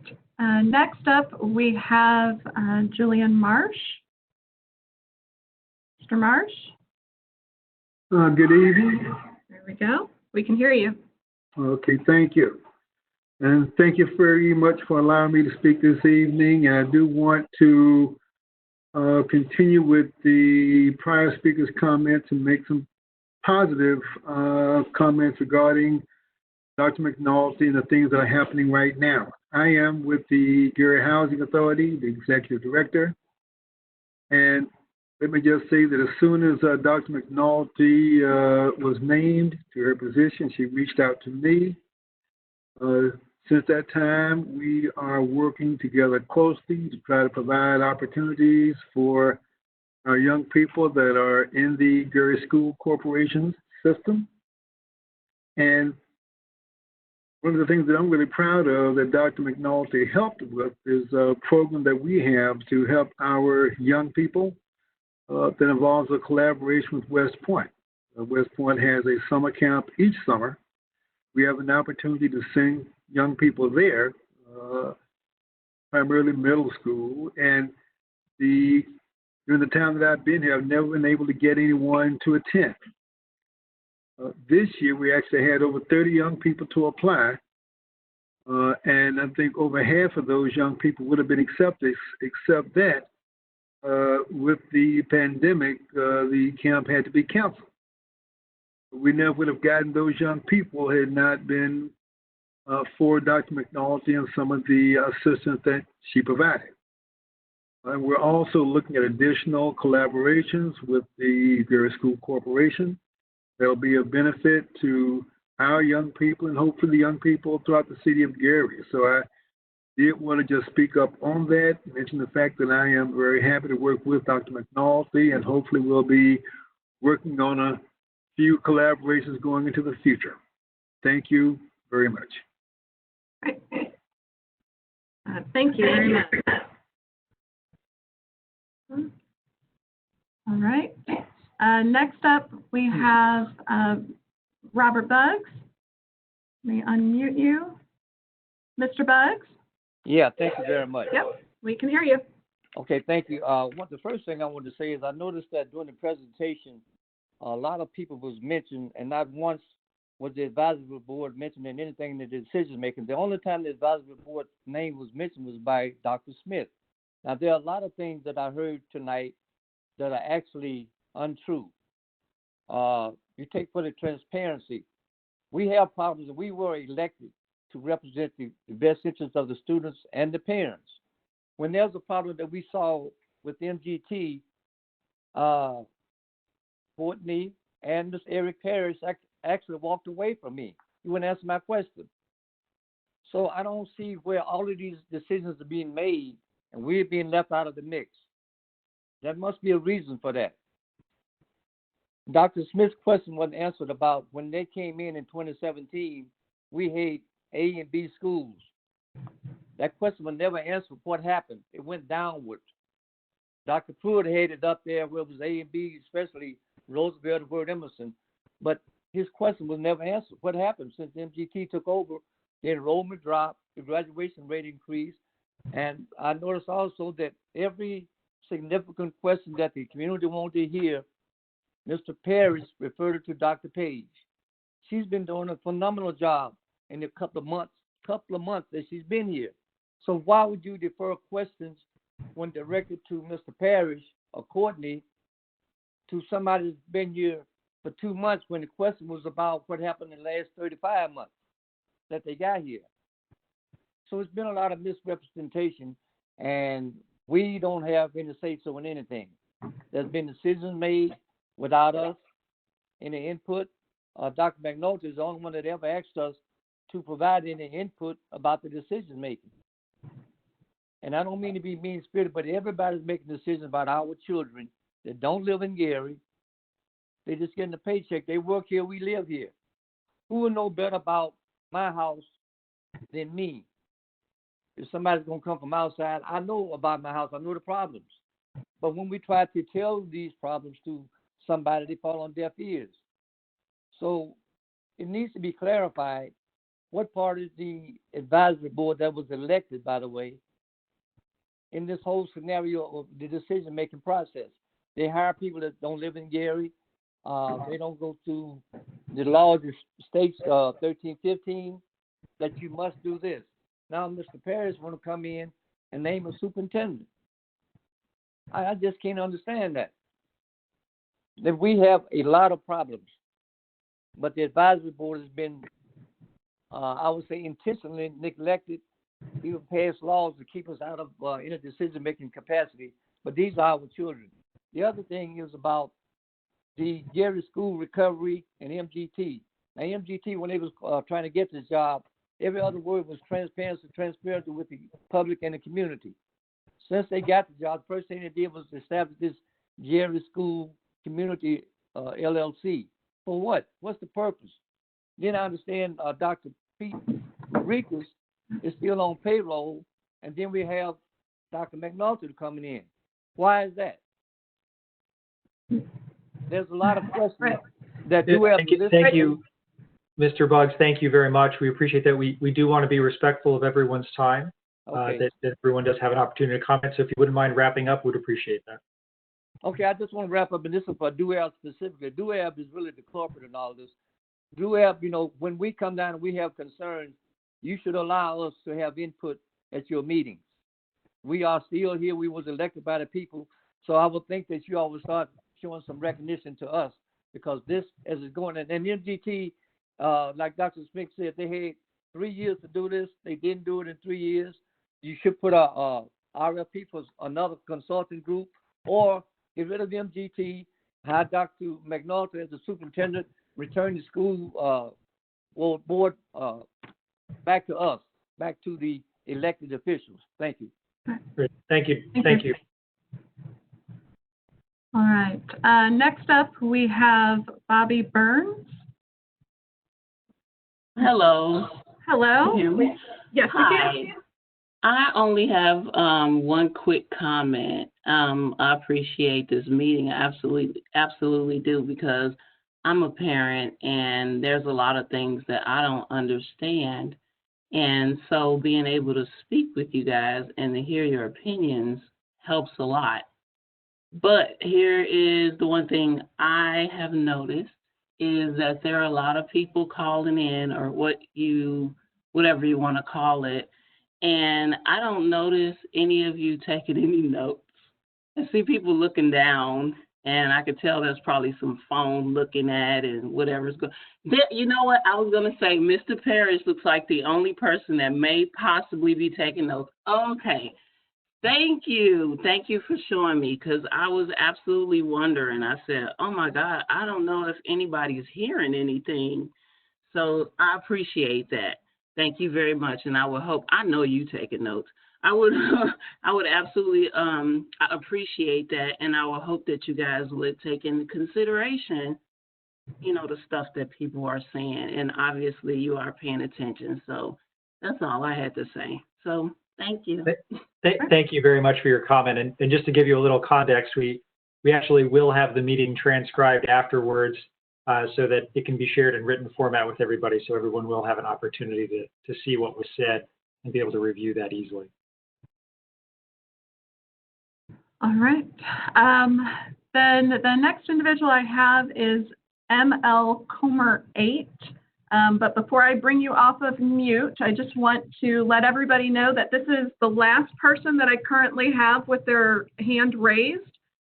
So if that is not correct and you think that your hand is raised, you can feel free to send me a quick chat message, or take a look and raise your hand if you did want to provide some additional comment. Okay, we're getting some additional folks here, which is good.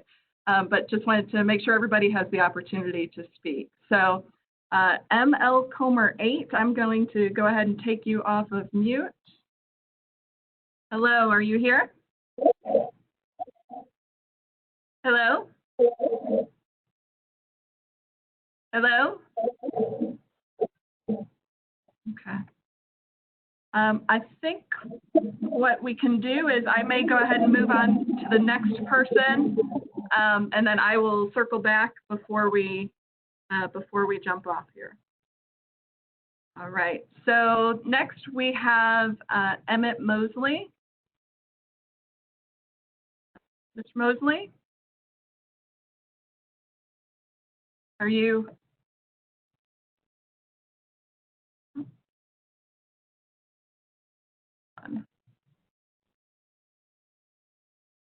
Give me just 1 second here. All right. Mr. Mosley, for some reason I am not able. Yes, there you go. There you are. Yes, we can hear you. Okay. Okay. Well, first of all, thanks for the opportunity to talk. I was listening, and I just want to say this. I'm just because of the time. The citizens of this community, the ones that I talk to, been involved in this process a long time, have called for the contract with MGT be taken away and that there be local rule of this community. This is taxation without representation. So that's a key. And the MGT has been there all these years, and there is not improvement. There's a lot of money being spent that there is no accountability. I've been to so many meetings, and I have never received a written plan of action, a written statement stating this is what we're going to do, and it's done.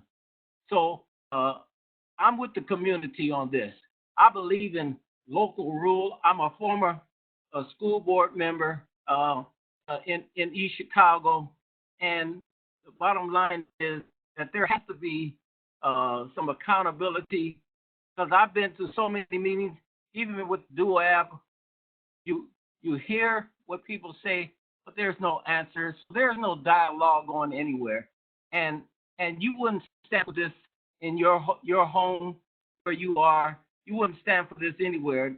Nobody would stand for just getting to a microphone and speaking and no response. But there has to be a plan of action. If you're going to spend millions of dollars, over $8,000 per student, and get no kind of accountability, that's just not appropriate. There's a lot of things that need to be done in the school system. In the time that's left, there needs to be a coordinated effort to get the input from citizens and have some dialogue going back and forth about the issues that confront people. I wish the parents would really step up and state publicly what they want. I know it takes an organizing effort. I'm a former organizer. It takes effort.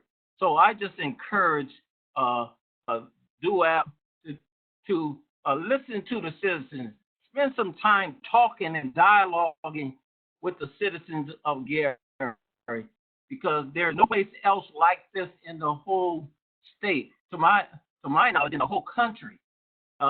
This is the fourth emergency manager that this city has had, and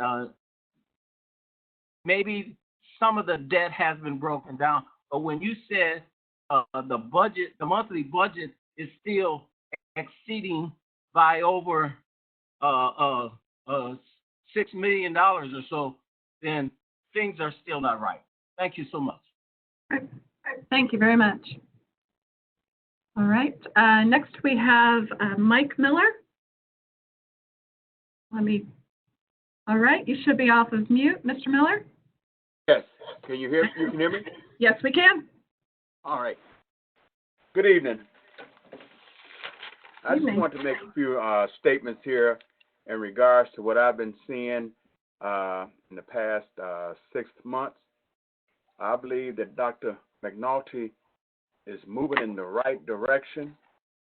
For one, when she's reaching out to people in the city of Gary, the mayor, the NAACP, the Chamber of Commerce, churches and whatnot, the police department, fire department, the EMS, that's moving in the right direction. I've seen where she's been the students are being fed.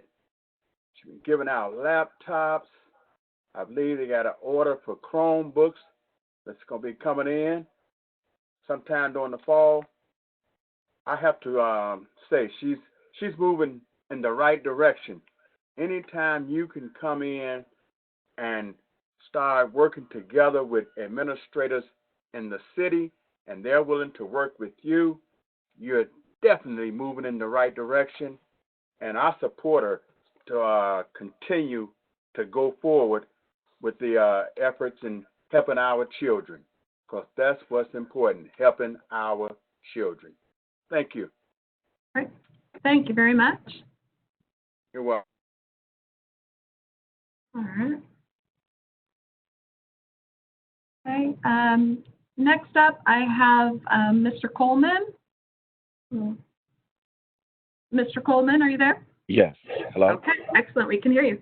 Okay, first of all, let's stop a whole lot of this wrong information being spreaded. Okay, the Westside PTSA, we went downstate trying to fight for the $25 million. We are part of that. Second of all, we have a mayor that vetoed our resolution trying to get the debt forgiven. There really haven't been no improvements. Okay, we have Eric Parrish talking about laptops being bought because of the community where the kids are in. That's disrespectful.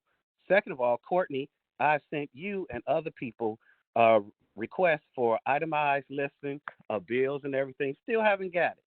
You know, it's the west side of the roof's still leaking. There's a whole lot of things. The children, like with the computers. The West Side PTSA been fighting for over a year trying to get the kids to get current update computers. The principal said no. Once again, they are stealing. Why everyone treating our kids like criminals? You know, and then we can have Apple computers. Why are kids so far behind? And then why don't the mayor bite his pride and ask the previous administration how did they tear down the Sheraton? Go to the hardest hit fund. Now, since we have $25 million, everyone from the mayor on down want to waste the money. I think no money should be put on demolishing these old buildings that's been here for years. The money should be spent on the children, all 100%. And I would like to know, Courtney, when are you all going to respond to all the requests? As I'm being the 3rd District representative, we have been asking for information, correct information, and we haven't got it yet. Thank you. Thank you. All right. Next, I have Tracy Coleman. Ms. Coleman? Yes, Right. Yes, we can hear you. Well, good evening. First, I want to thank DUAB and Dr. Smith for this meeting because I recognize that our community, we've been through a lot of difficult times financially. And I want to thank the parents of our community, the teachers, the students, the administrators, and everybody in Gary who constantly pulls through in spite of what we go through. And first of all, it takes humility for any community to have to go to your state legislators and ask for financial help. But the reality in Gary, you got a corporation, U.S. Steel went from 66 million to 14 million, low tax collection rate, older buildings. So sometimes, yes, communities get in financial stress, just like the whole world is, not because of circumstances they created, but circumstances they have to go through. But I just want to submit by addressing the financial crisis, there's also an academic crisis that's been brought on. When you talk about stability, you know, MGT, Gary Recovery take ownership. that you haven't brought stability. We've had 3 emergency managers. We have 2 CFOs. We're probably looking for the 3rd CFO. We've had 2 chief academic officers. So when the community says we want our own superintendent, we need that. We deserve that. And when McNulty at a board meeting suggested that she was the superintendent, that was very insulting to our community. Because yes, there were emergency circumstances which created a necessity for financial help, but thankfully and prayerfully, this school corporation is going to a better day. And we need a superintendent because as a parent, when you look at Westside Leadership Academy, that is unacceptable. Going from 87% to 58%, you have to own that. You have to own that whatever you brought to our community, 49 students dropped out of Westside Leadership Academy. And so I'm really pleading with DUAB, start the process, Indiana School Board Association, start the process so we can get a superintendent in place, so we can bring a level of stability to our community. Because since the numbers are balancing out, we need our superintendent in place with the CFO so they can understand what happened, what's going on, and to improve it. Because the reality is now, most of our schools are at an F. The only ones that aren't at an F, Bailey is at a D, Banneker and Westside is at a B. And I thank the parents, the teachers, and even with Westside, your principal last year was Mr. Muhammad. He's no longer there. So when we talk about stability, Westside has been through 3 principals during this emergency management takeover. And our advisory board, we do need stability. We need that transition. So not only bringing in a superintendent, but restoring our advisory board because our community deserves this. Great. Thank you very much. All right. Next up, I have Talithia Barrett. Before I unmute you, just going to do one final call. I think this is the last raised hand that I have. So again, if you believe that that's not correct, please either send me a chat or double check your raised hand, and we'll go from there. All right, Ms. Barrett, Mrs. Barrett. I'm here. Great, we can hear you. Okay, great. Well, I want to first thank our mayor for his comments. I am in agreement, and Dr. Smith and our advisory board, as well as our PTA and parents that have spoken. What I believe we are saying is we have been disenfranchised. Disenfranchisement means being denied the opportunity to have our rights and privileges to be able to operate in our rights and privileges. And one of those things is that we should be able to ask questions of our government. We should also be able to have control locally as citizens who pay taxes. Right now, those rights are being denied to us, the ability to ask questions of our government and the ability to have control over our school system locally as taxpayers and voters. Every meeting that takes place that we are not allowed to ask questions, that is disenfranchisement. I would hope that this board, MGT, would take into consideration to put into their contracts that they must make sure to not allow feedback, because that is not making sure that you answer to us, the voters. We need to make sure that we're able to ask questions and you guys honor us and honor the dignity of being able to operate in our rights. One of the other issues that we have, we want to acknowledge, yes, we have had a lot of financial woes, but just to bring up, there's been a lot of redlining, of course, tax caps since 1977. But again, my biggest thing is making sure that the citizens of Gary are not denied their rights to local control when it comes to input and asking questions and receiving that information as they are legally supposed to be able to have from all governing bodies. Thank you. Thank you very much. All right, I do want to I'm going to circle back one last time here to like this. ML Comer 8. I'm going to open up your line one more time. If you are there, we'd be happy to hear your comments. ML Comer 8.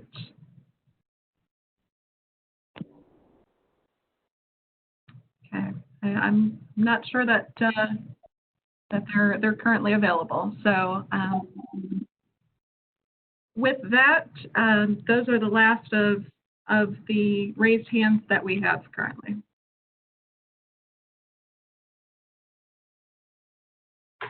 Great. Courtney, thank you.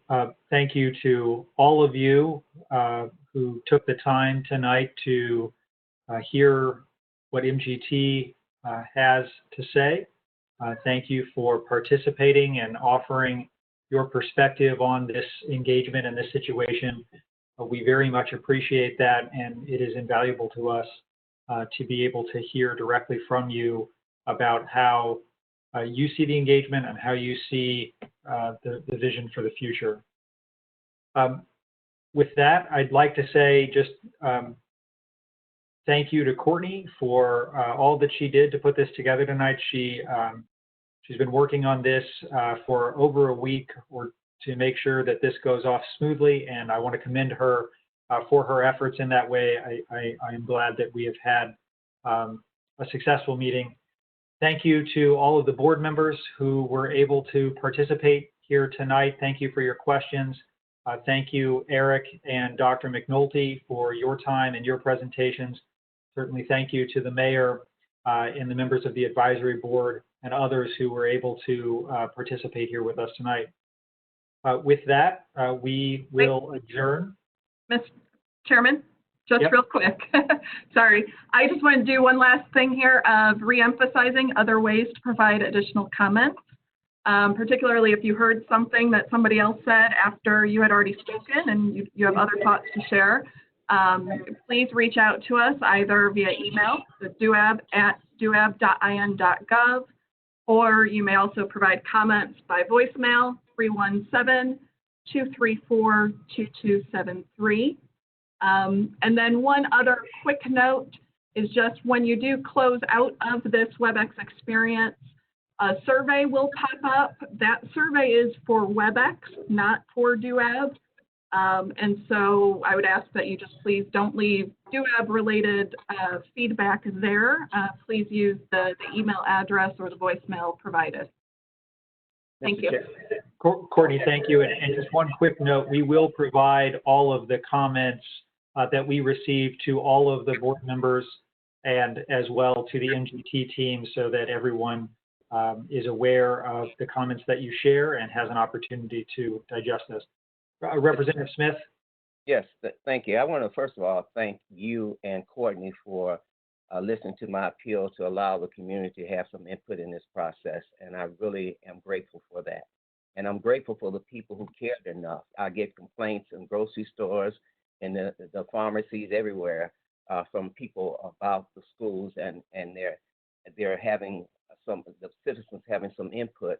I really had hoped that at least 300 people would be on here, but I thank the ones who were online to sacrifice some of their time and to provide some input so that it would not seem like I'm a voice crying in the wilderness, but that I'm really representing the desires and the thinking of the people. I have multiple questions. I know in the interest of time, I appreciate you allowing me to ask as many as I did and express my concerns. But I still have questions. And so I hope you will give me an opportunity in some format to be able to get some answers to this or express my concerns about it. Because I believe emphatically there is none of us as smart as all of us. And I have great respect for Dr. McNulty and for Dr. Parrish. I have great respect for them. But everything can be improved. And you're dealing with our children. You're dealing with my community. And I am intensely concerned about the way in which we're going. I do see some light with Dr. McNulty coming here. I see some light. I saw some light even with her predecessor. I had very little, I won't say that. I was going to talk about the predecessor to Dr. Ricketts, but I will just indicate that I have genuine concerns, and I'm not trying to grandstand. I'm trying to be a voice for my community, and our voices have been silenced. I have been silenced through this whole process. And people do to you what you give them permission to do to you. I'm glad that I'm back on here so I can at least give my people a sense of hope. Representative Smith, thank you very much. I couldn't agree with you more that there is always room to improve, and that collectively we are better than we are individually. And so thank you very much for that. I will say that the next step in this process will be an interview with the MGT team where members of the board will have an opportunity to really ask all of their questions and make sure that we are able to take account of the things we have heard tonight, as well as the comments that we receive through the mail and through telephone. And so we will have that opportunity to seek some of those answers as we go forward. Appreciate your input tonight. Appreciate your thoughtful comments and your advice as we look to structure this evening. Courtney, is there anything else that we need to touch on before we adjourn? No, not at this point. Okay, great. Well, thank you all again. Thank you all from the community for participating. We look forward to hearing from you more in the future.